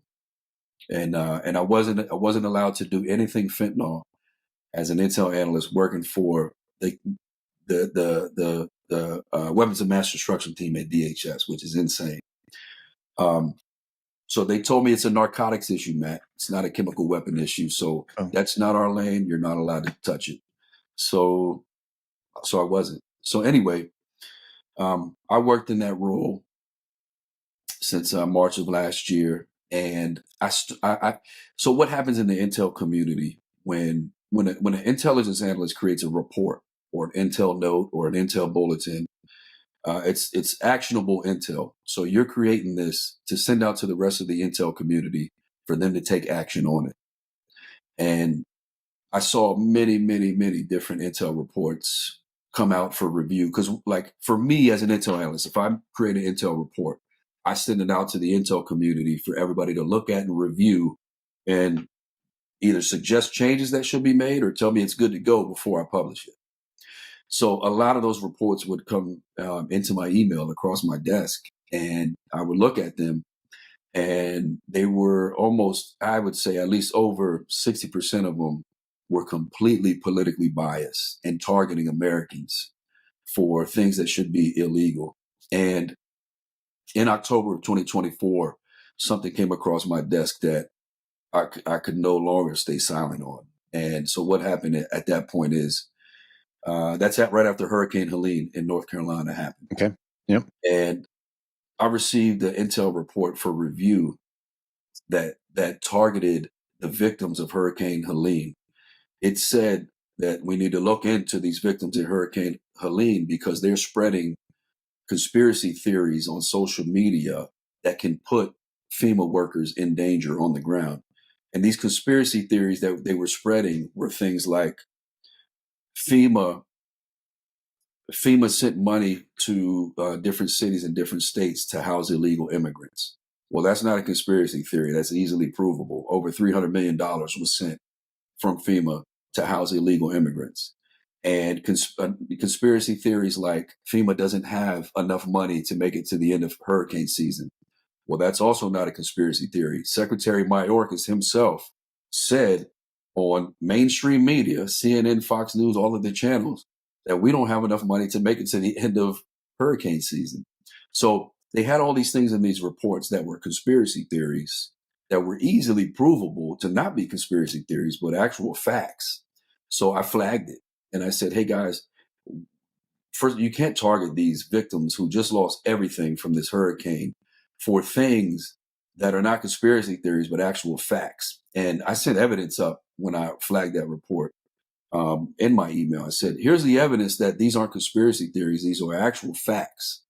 And this needs to be changed before this report is published. And other people within the intel community take action on it, like surveilling these victims. And I sent that up and I heard nothing back. And so I kept reaching out I sent it up through my chain of command. Nothing happened. And I kept pressing them. And by the time I heard something back, they said, hey, Matt, that's not our lane. Your lane is chemical, biological, radiological, or nuclear weapons. That's it. And I said, okay, roger that, man. Why did it come across my desk for review then? And I said, even beyond it being my lane as an intel analyst, I'm an American. So this is my lane as an American. It's my lane as a U.S. government employee, even though I'm a contractor, to look out for the people who are paying me to be here. So it is my lane, and it's your lane to do something about it. And they said, well, the reports already went out as is. So they put that intel report out as is. And to be fair, those are First Amendment protected things. You can think or say anything that you like. Now, how about crazy how it is? Like, what does the federal government have as far as taking that? You have the right to spread even a conspiracy theory online. You know what I mean? Yeah. It's up to the American people to accept it as truth or call you out on your bullshit. But well, and I want to put a finer point on why this is dangerous, and I'd like you to help me kind of explain it to people, because this is a broader problem in the intel community, at least in my experience. You get something like that, a novel indication that conspiracy theories, or Catholics in Richmond, Virginia are white supremacists, or take your pick of whatever thing is, that pro-life advocates might hurt people at abortion clinics.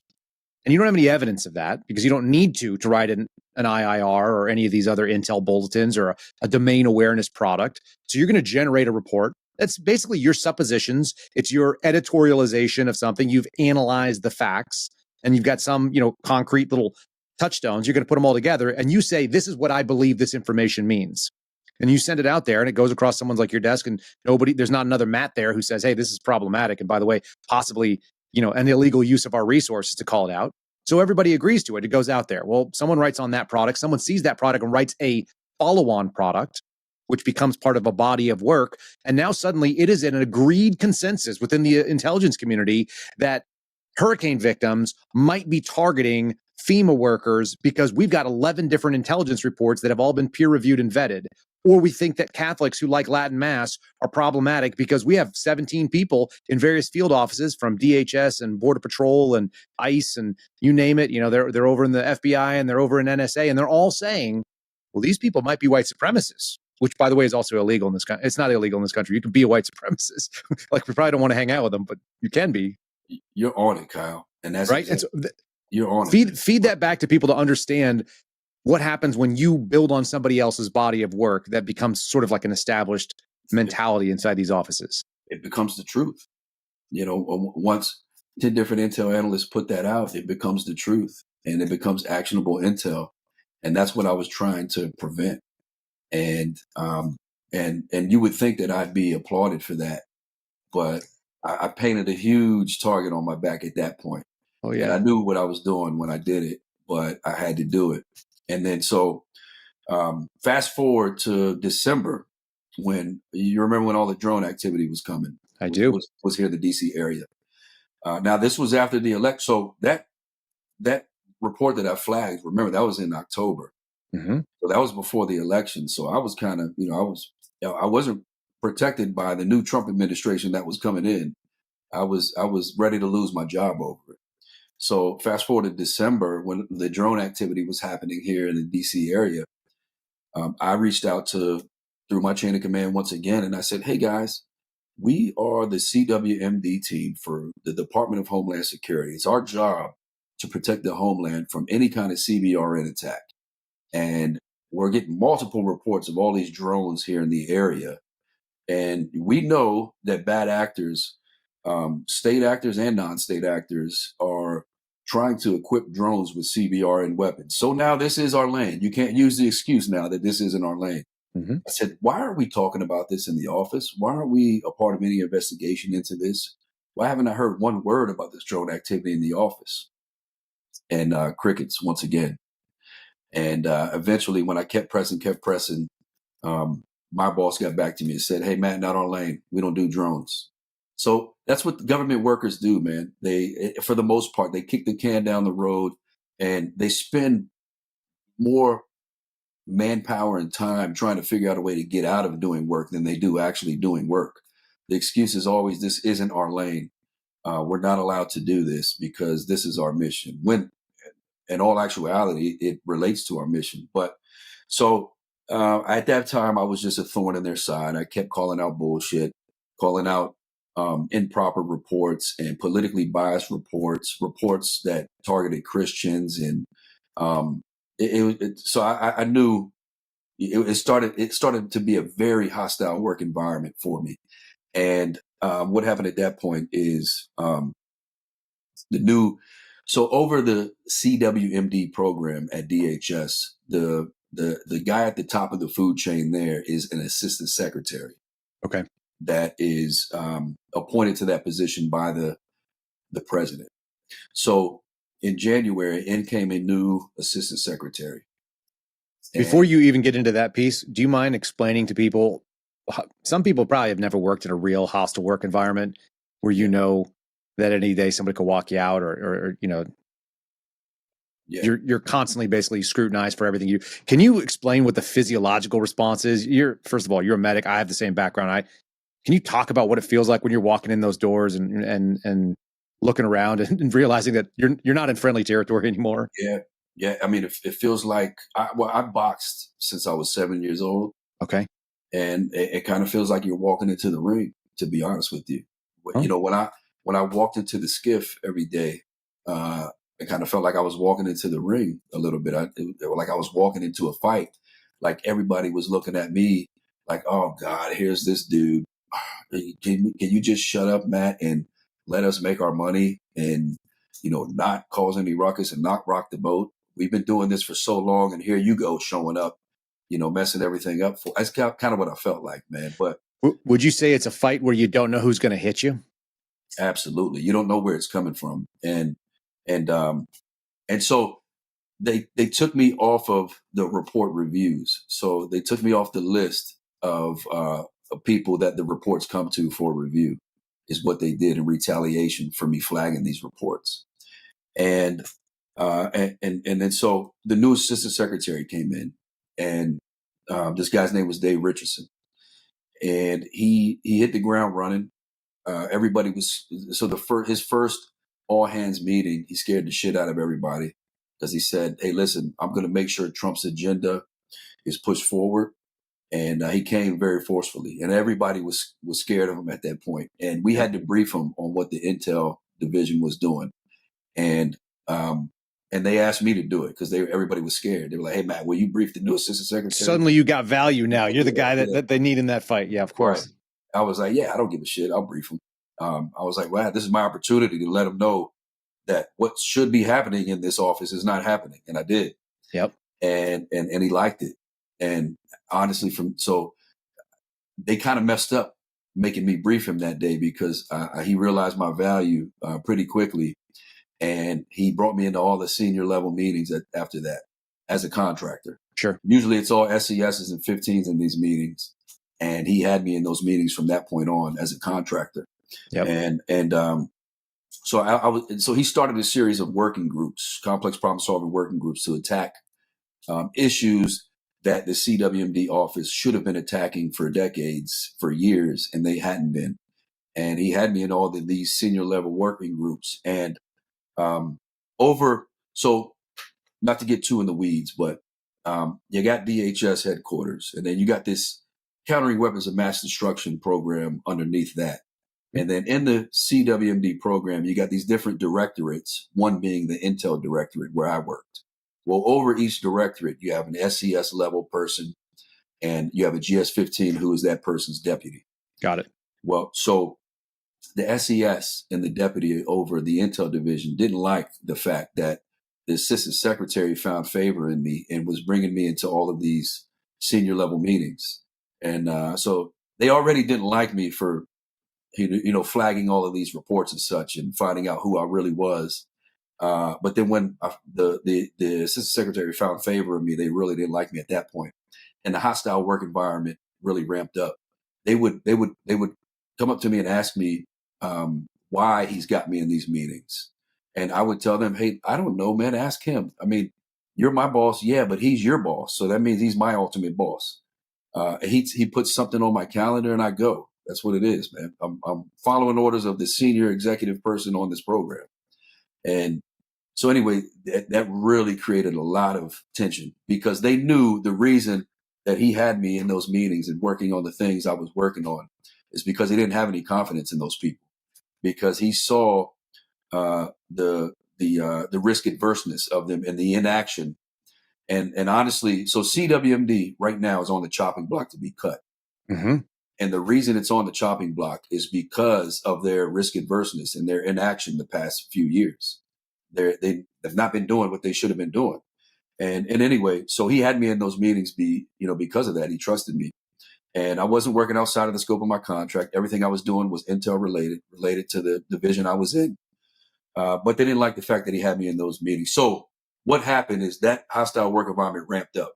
They started having me report every week, every meeting that I was in, what the meeting was about, what the do outs were for me of that meeting, every project that I was working on.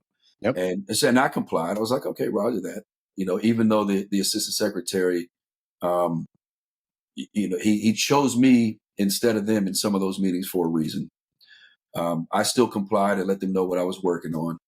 I was getting calls. So the SES and the 1501 program would call the core, the person in charge of the contract, who would then call the company I'm working for and complain about me, saying they don't know what I'm working on because I'm working directly for the assistant secretary. Right. And that's not what they hired you to do, allegedly. That's not what they hired me to do. They hired me to work in the intel division. My reply back would be like, I'm working in the intel division. I'm just taking direction from the assistant secretary. Anyways, so let me just ping a thought off you, or a question. Yeah. Would you prefer to go to war with a team that you trust, which you've done before, or show up in an office like you were in with those DHS folks, what you've been calling hostile work environment? Which one is preferable? 10 times out of 10, I'd rather be shot at by people I know are my enemies than be in an office full of people that tell me they're on the same side as me and stabbing me in the back. 10 times out of 10. I just want people to get a grasp on it. I had a buddy one time tell me that he would rather go back and invade Fallujah again than go to Army Airborne School because he thought it was really dumb and he didn't like the way they trained it. It's like there's some things that, like, even administrative bullshit like you're talking about can weigh on you more, I think, than combat. And I've had more than one person tell me that there are things like that that are much less preferable. And so anyway, you're one more data point in that lane. Yeah, well, I'll wrap that up with I won't even go through everything they did to make it a hostile work environment. It took an hour and it was insane. But so I had the company I work for call me and tell me, hey, man, somebody in your office is trying to get you fired. And they told me I should file a hostile workplace agreements. They saw how bad it was. They said, we even got word through the core that somebody said, you're not going to have the protections of the assistant secretary forever. And he said, take that as a threat. Somebody wants you fired in there, and just watch your back in there, Matt. And I said, Roger that. So anyway, the assistant secretary of CWMD 2 weeks ago ended up becoming the acting administrator of FEMA. So right now he's serving in both roles, the assistant secretary of CWMD as well as the acting administrator for FEMA. So as soon as he got appointed to that position, he has been over at FEMA 100% of the time, obviously trying to get his wheels under him. Yep. And so as soon as that happened, I think might have been the very next day, I get an email from my contracting company telling me that the SES and the 15 that are over me in my directorate has said I'm to drop everything the assistant secretary has had me working on. I am not to go to any meetings unless it's ran through them. I am not to meet with anybody or talk with anybody outside of the intel division. And I'm to report to them every morning to get my marching orders. So they really ramped up the hostile work environment as soon as the AS was gone. And then not only that, they said any meetings I am a part of, they want reported everything that happened in that meeting, what my do outs in those meetings were. They knew that part of the reason why I'm working on what I'm working on is because they haven't been doing their jobs the past 4 years, and they really wanted to know, what was going on, what the outcome. Anyway, so, but not only that, they said from now on, I need to report every conversation that I have during the work day with people. They want to know who those people are and what the conversation was about. Yep. So just insane reporting requirements that nobody in the U.S. government has to go through. And the reason for it was for them to put their foot on my neck and try to make me quit, basically. Yeah, or build out the termination documents with whatever it is that they're trying to build together. I mean, this is classic stuff. Anybody who's worked in government and seen how this goes, they're just paper in a file full of grievances, so they can say, this is the reasons why Matt is such a terrible person. Yep. He was the worst. 5 minutes ago, he was fine, but now he's the worst guy we've ever seen. And if we don't do something, we would be the real problem here. So adios. Exactly right. So it's almost like I've seen this done before. Yeah. I'm sure you have, man. And I'm sure there's people going through it right now they are going through it right now. Yeah. But ironically, Cameron Hamilton was the administrator of FEMA as soon as Trump took over. So Cameron Hamilton, who's a former Navy SEAL, who is a really good friend of mine, he was put as the number one guy over at FEMA. And he was doing a great job over there, man. He was getting shit in order over at FEMA. And he was there for 4 months. And ironically, he was fired. And Dave Richardson, the assistant secretary in charge of me at CWMD, was put to take over his place. So that was kind of weird for me. But But anyway, so what happened and what led to my firing is, like I said, Cameron Hamilton's a real good friend of mine. I knew the whole story behind why he really got fired as the FEMA administrator. And I don't know how much you know about it, but he did a congressional committee hearing meeting May 6th or 7th. So just recently. Yep. And he was asked in that congressional hearing what he thought about FEMA being eliminated. And his response was, I don't believe it's in the best interest of the American people for FEMA to be 100% eliminated. And his stance has always been that he agrees that it needs to be drastically reduced because there's a lot of fraud, waste, and abuse within FEMA. Sure. But that there's certain essential missions within FEMA that can't go away because nobody else in the U.S. government does it. And if you try to hand these missions off to state emergency management teams, they're going to fail because they don't have the assets or the capability to fulfill these certain functions. So and that's actually the president's view as well. Sure. As well as what Secretary Noma's been saying. If you listen to their words, that's a nuanced position. It's like, look, a lot of things could be cut back, but there's a couple things that can't be duplicated somewhere else. Like that's a nuanced position for thinking people that are in operating in good faith. So if you listen to what Noam or Trump says, they say FEMA won't exist as it does today. Sure. Which means not going to go away, but it's going to be drastically reduced. And that's what Cameron's recommendation was. But he has also said it's up to President Trump and Congress with what happens to FEMA, and whatever their wishes are, whatever their direction is, I'll carry out. So they said that they fired him because of those remarks. They said they fired him because President Trump wants to 100% eliminate FEMA, and he said that he recommends FEMA not be 100% eliminated. Well, that's false. Actually, Cameron Hamilton knew the entire time he was in that committee hearing that he was already fired. Sure. So if you don't mind, I want to share with you real quick the real reason why he was fired. Let's do it. And then hopefully Cameron will come on and talk to me as well, because I'd be happy to have him on. He and I have interacted online only for probably 2 years now, or a year and a half, and I'd be happy to have him on and talk about it. Okay. But yeah, set it up. Yeah. Well, so ironically, man, Tom Homan, he came to support me at my restaurant when I was going through everything. And he's just one of the best dudes in this world, man. Tom Homan he's just a genuinely good dude. And so I've been friends with Tom Homan for, the past few years because of that. And he called me and I think it was late November, early December, and told me, he said, hey, Matt, I'm getting threats from every cartel under the sun, and I can't get any protection from this Biden administration. And he knows what I used to do in the military. He knows I used to work for Blackwater. He was like, is there anything, can you help? And I said, absolutely, man. So I stood up a protection team for him, in 30 minutes. And Cameron Hamilton volunteered to be a part of that team. That makes sense. So we were with Tom, pretty much every day leading up to the inauguration. And I tell you that to tell you how close Cameron and I are. He's like a brother to me. I know his heart. And the last person's integrity you would question is Cameron. He's just a genuinely good dude, man. And if you have a conversation with him, you'll immediately see what I'm talking about. Just a genuinely good guy that just loves his country and wants to do the right thing for it. But anyway, he was really fired because of a personal beef between Corey Lewandowski and him. Kristi Noem is not the real Secretary of DHS. Corey Lewandowski is the real Secretary of DHS. His official position is one of her senior advisors. But that's not the case. He's the one really running DHS. Kristi Noem, in my opinion, is just campaigning for 2028. And so where that rift began between Corey Lewandowski and Cameron Hamilton was, if you remember, there was a payment sent out from FEMA to New York City for $60 million. Mm-hmm. And that payment was part of the Shelter and Services Program, the SSP program, that went to housing illegal immigrants in the Roosevelt Hotel in New York City. Oh, yeah. Yeah. So that happened in February under the Trump administration, under Cameron's watch at FEMA. So they blamed that in the media on Cameron.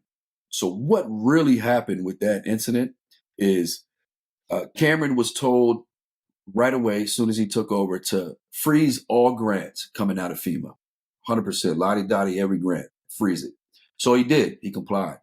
And then later on, DHS realized that because of the massive spending that the Biden administration did on the way out, they put ICE in a hole by like 200 million, 200, I forget how much it was, but they put ICE in a major hole financially, purposefully, I bet. Oh, of to course. hamstring the Trump administration when Trump took over. Sure. Well, to try to make up some of that capital, DHS counsel, as well as the secretary, deputy secretary, their direction to Cameron was, hey, unfreeze all grants, because what they wanted to do is, so as FEMA, like if you're the governor of Texas and I give you a grant, let's say you're doing a project that costs $8 million, right?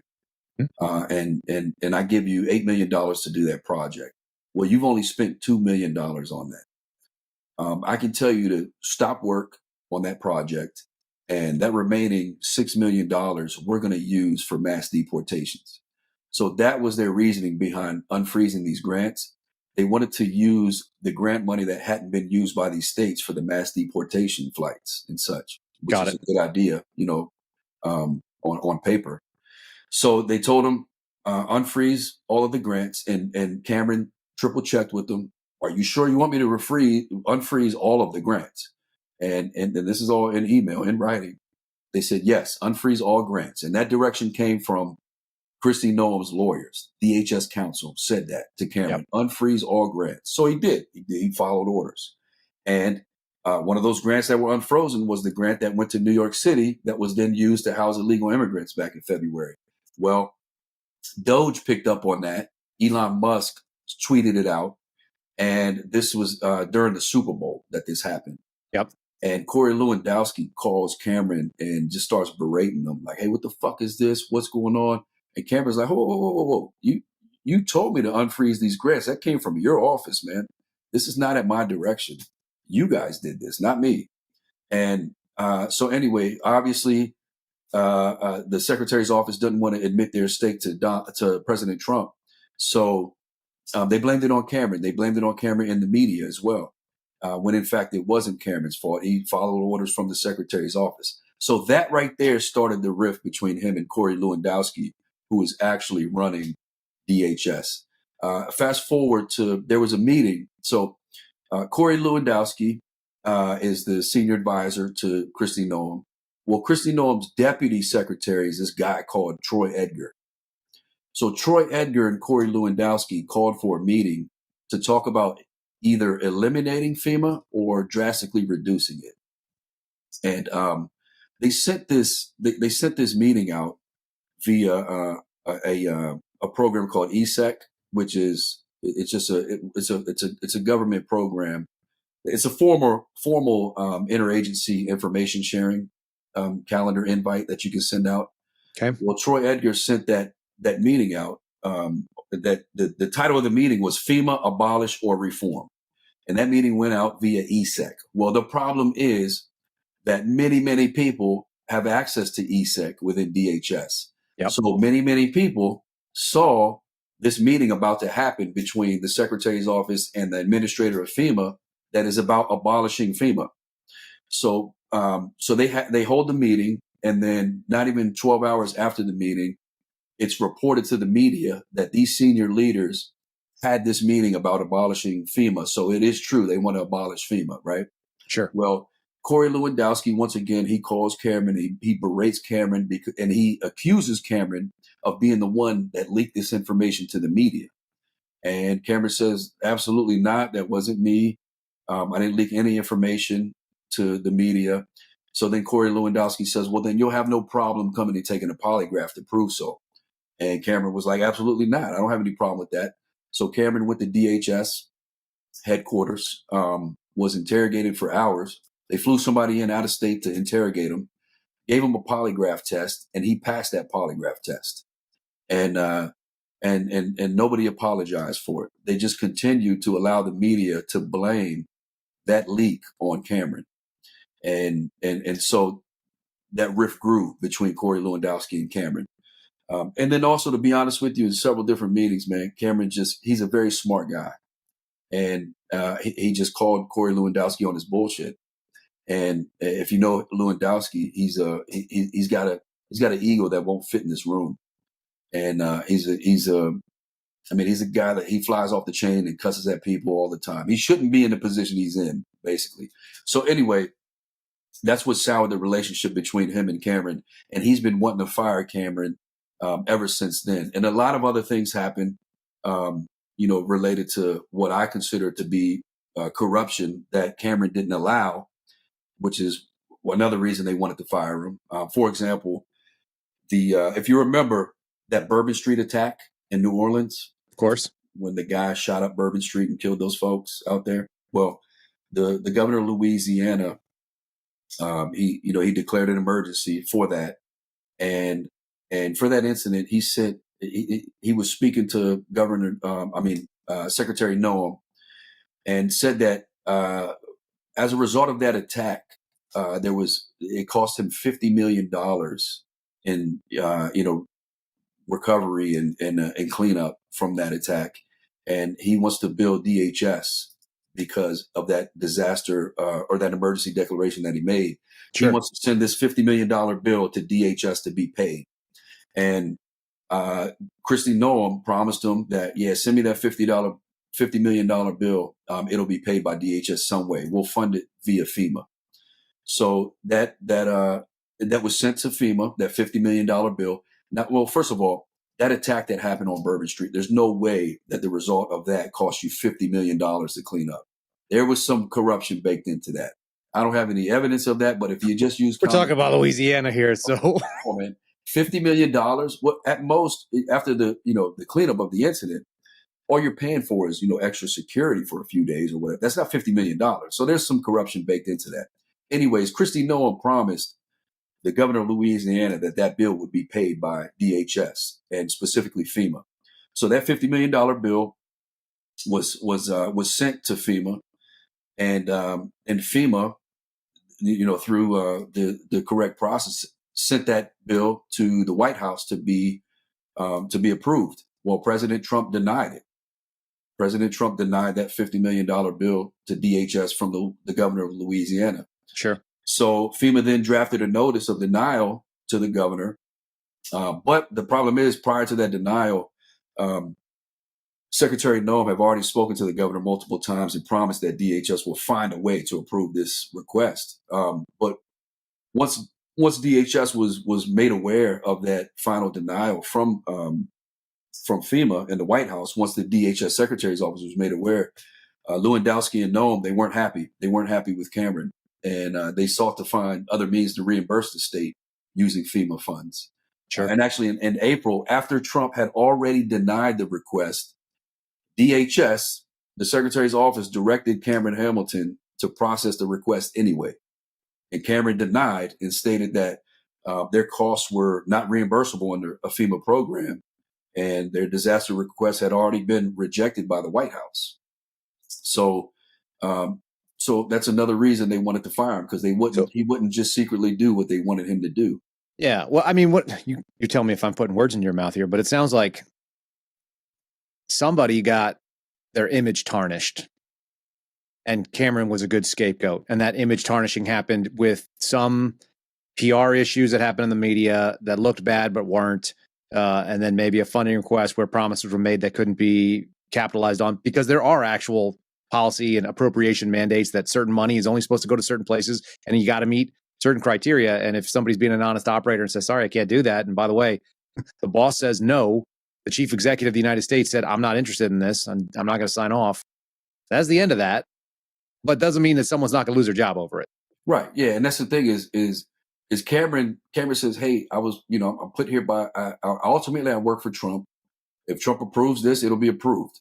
But the White House denied this request. Yeah. And I'm not going to go over the president of the United States head and approve this request. So if you want this request approved, Secretary Noem, you're going to have to go talk to the White House. It seems like that's what should happen anyway. I mean, I could just imagine, we saw a chain of command, right? In military, this is a simple idea.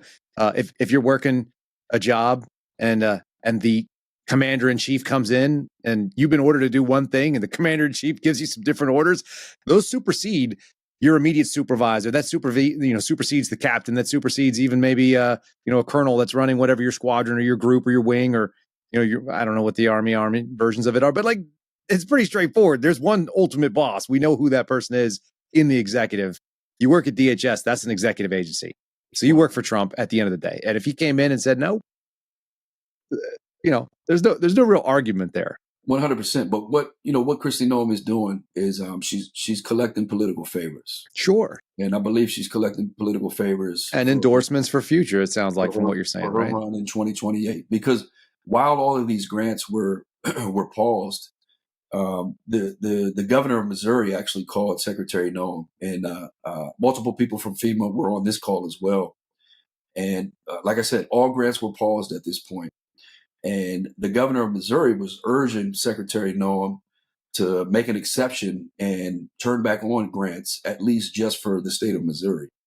And she did. She actually turned on grants just for Missouri because of that request from the governor.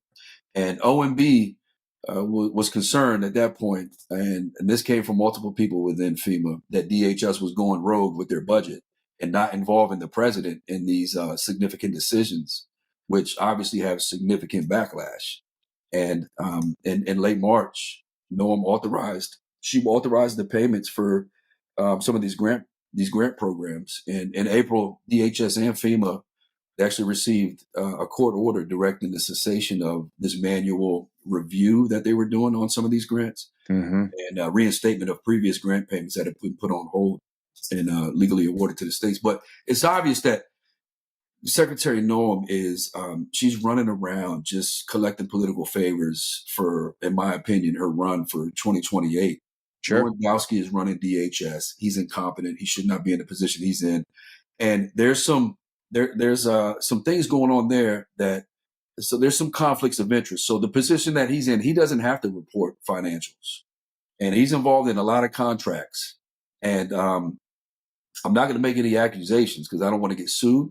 Yeah. But I can tell you, when you're in charge of the entire DHS budget and you're also associated with contracts that involve DHS, that's a conflict of interest and should not be happening. There's a real ethical question there. I feel like I can turn you over to some people that might want to look into that, and not from the federal side. This is stuff that this is what the journalists historically used to do for accountability. That's right. That's what investigative journalism actually looks like. It's like, oh, you're doing things that are unethical, regardless of whether you're on our team or not. Send them my way, man. I'm going to. We're going to make that happen. And if Cameron wants to come on and talk to me, I think that was a great tee up of what his story looks like and why. And I've been meaning to talk to him for probably a year and a half now, so that's an easy thing. And I just want to reiterate, man, all of these details that I know, they didn't come specifically from Cameron. I know multiple people at senior levels within FEMA who have all corroborated this, not just one person. So I'm not sure if he will come on. He was actually transferred to another position. That's fair. If he wants to come talk, he's got a spot here. There's always a space to tell the story. Definitely. I want to end with a couple thoughts. Number one, how are things going now as you sit there? You got terminated like a couple of days ago. Your contract did. So how are you doing? And can people support you? And what's the status? Just give me kind of an update on that. Yeah, I'll end with that because I didn't even talk about me being fired yet. So. Sorry, I jumped the gun, but I've read it, and I think a lot of my listeners, I said I have a DHS whistleblower coming on, and someone said, "Well, I hope it's Matt Strickland." I was like, "Good guess." So my chat was on to this earlier this week. Sweet. So I put a post out when Cameron was fired in support of Cameron. Yep. I didn't say anything that violated the contract I was working on. I didn't name any names specifically. All I basically said was a vague post saying Cameron was doing great things at FEMA. Mm-hmm. And basically that's it. I just put a post out in support. He shouldn't have been fired. He was doing great things at FEMA. He is in support of President Trump's agenda more than most people that are working for the administration, actually. And that's what I put in that post, basically. So last Thursday, I get a call, and this person told me that somebody very high up in DHS was pissed off about that post I put out in support of Cameron, and they want me fired for it. And I told that person, I said, they can't fire me for that post. That is First Amendment protected speech. I didn't say anything classified in that. Nothing, no proprietary information. It was just my opinion that Cameron Hamilton shouldn't have been fired. And I'm allowed to post that on social media. And I sent them case law. I said, hey, let that person that wants me fired know that there's case law on this and they can't fire me over that. Well, that person hurried up and got off the phone. And very soon after that call, not even an hour later, I get a call from my company saying that they got word from DHS that I'm not allowed to come on the property tomorrow, which would have been Friday. Yeah, that And sounds familiar. And I said, why? And I knew why. I knew it from that post. I said, why? And the guy that called me from my company said, I don't know. All they gave me was that you're not allowed to come on DHS property tomorrow. So I'm suggesting you take a PTO day. And I said, Roger that. And I told him, I said, it's because of this post. And I sent them the post. And I said, is there anything wrong with that post? And they said, absolutely not. There's nothing that violates your contract in this post. They can't fire you for it. Well, Friday comes, I get no word. I called my company. Hey, did you guys hear anything? They said, no, nothing at all. I said, is that typical? Have you ever had somebody be told they can't come on the property and you weren't given a reason why? And the next day, nobody from the government reaches out to you? And they said, absolutely not. This is fucking weird. We've never had this happen before, but we'll get back to you once something happens, once we hear anything. Well, the next day, Saturday, so this took 2 days. Saturday, I finally get an official word from my company. I'm assuming that why it took so long is because they sent that post to the lawyers to review, and they were trying to figure out if they could legally fire me over it or not. 100%. So Saturday, I get a call from my company like, hey, Matt, finally got word why you're fired. They're using the excuse that you worked on things when the things the assistant secretary of the program had you working on was outside of the scope of your contract. So they're firing you over that. And I knew immediately it was bullshit. So you're telling me the direction I took from the senior executive on the contract, following his order, is why I'm being fired. So and everything I worked on for him, like I said, was in the scope of my contract. So it was just an excuse to fire me because they knew, and I'm assuming that they properly got counsel from the lawyers saying you can't fire this guy over this post.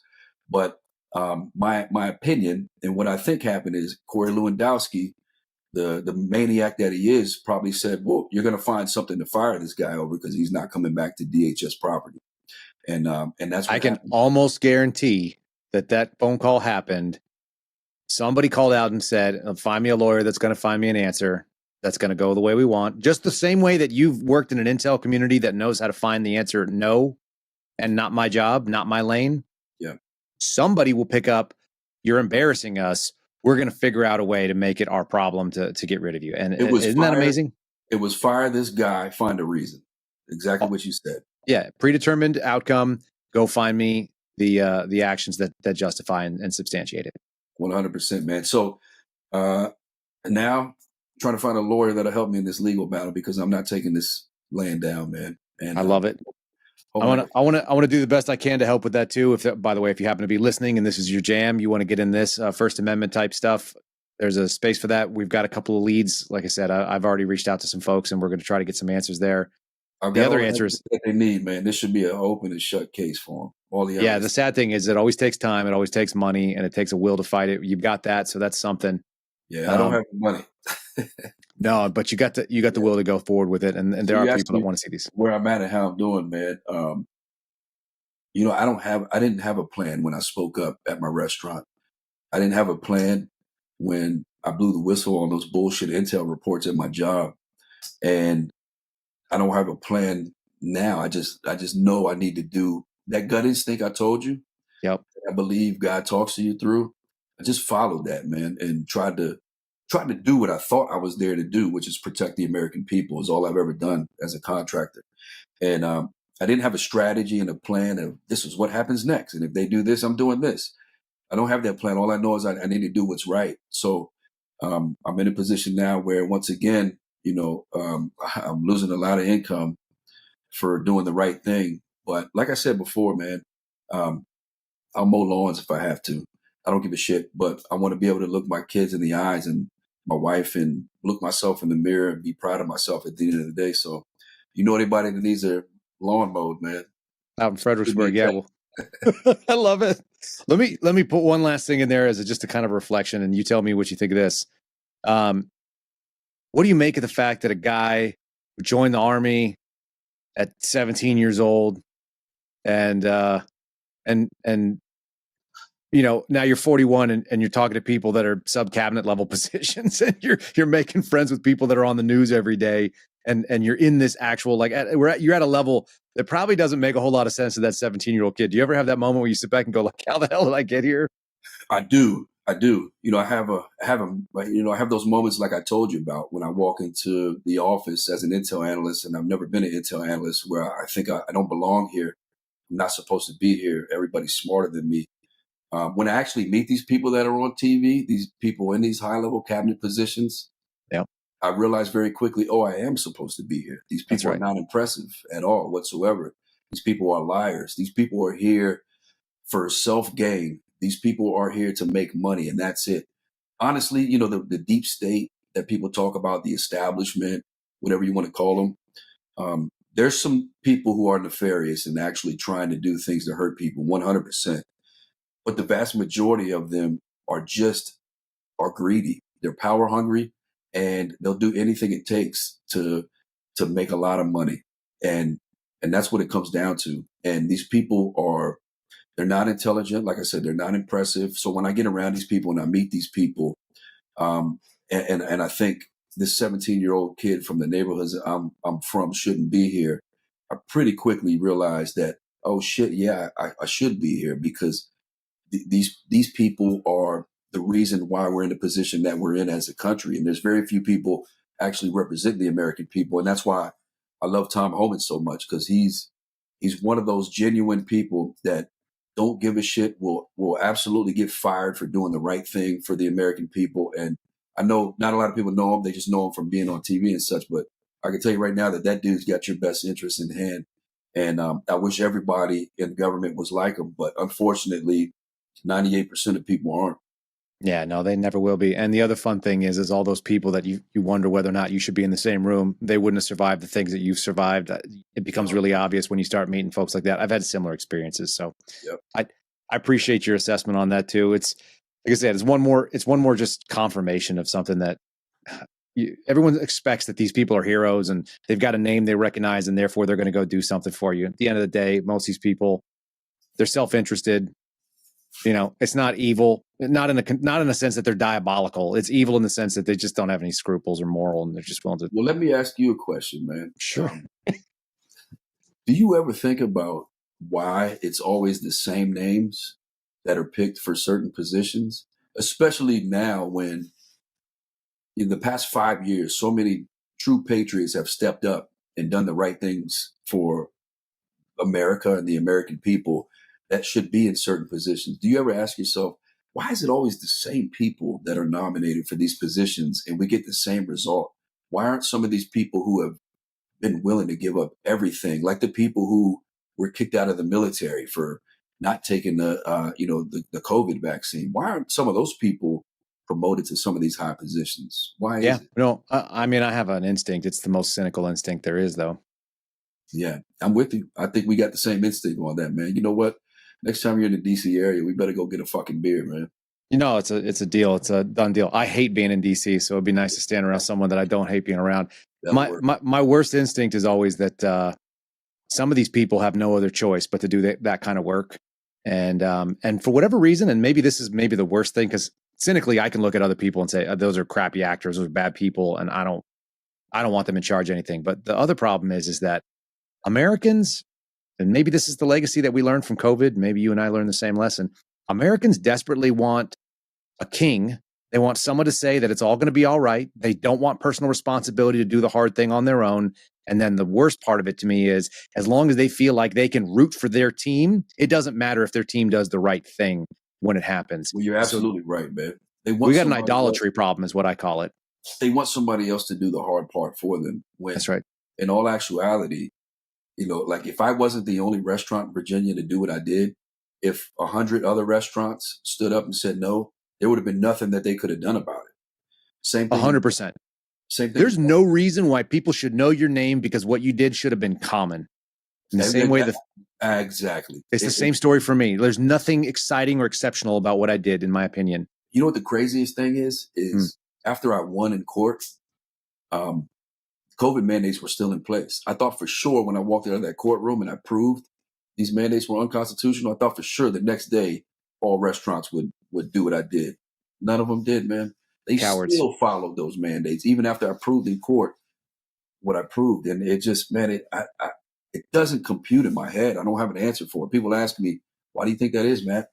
I don't even have the space in my mind to go into uncovering a reason that makes sense to me. It doesn't make sense. And like you wouldn't have had to have done what you did as an FBI agent if, there were 100 FBI agents that did what you did. There'd be too many of you guys to target, to prosecute.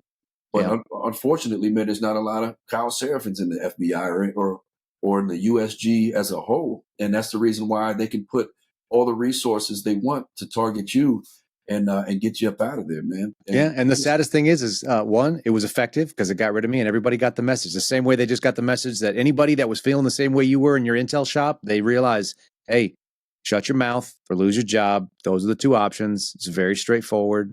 Yep. So toe the line if you want this paycheck every 2 weeks. That's it.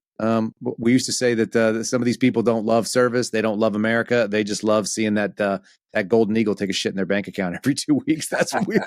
I actually had a guy tell me that about one of our longtime 25. We call him 25-year mistakes. FBI agent that he's been there too long to get rid of, so he'll be there until he retires when he wants to.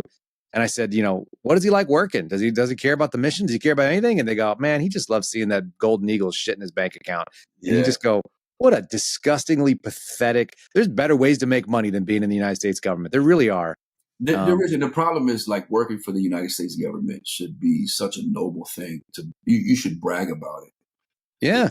When somebody tells you they work for the United States government, you should say, "Oh, holy shit, that's a sharp dude. That's somebody that loves America." And there's now I know it's somebody that doesn't have any other common sense or capabilities. They could never start their own business or their own restaurant. That this is the only option they had.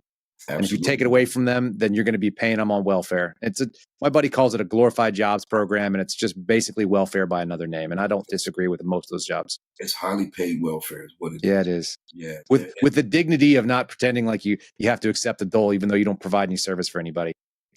You're exactly right, man. And the disappointing part is there's a lot of sharp people that do work for the government. I've seen them, I met them, I talked to them, and they just are beholden to this paycheck, man. Well, they're a threat.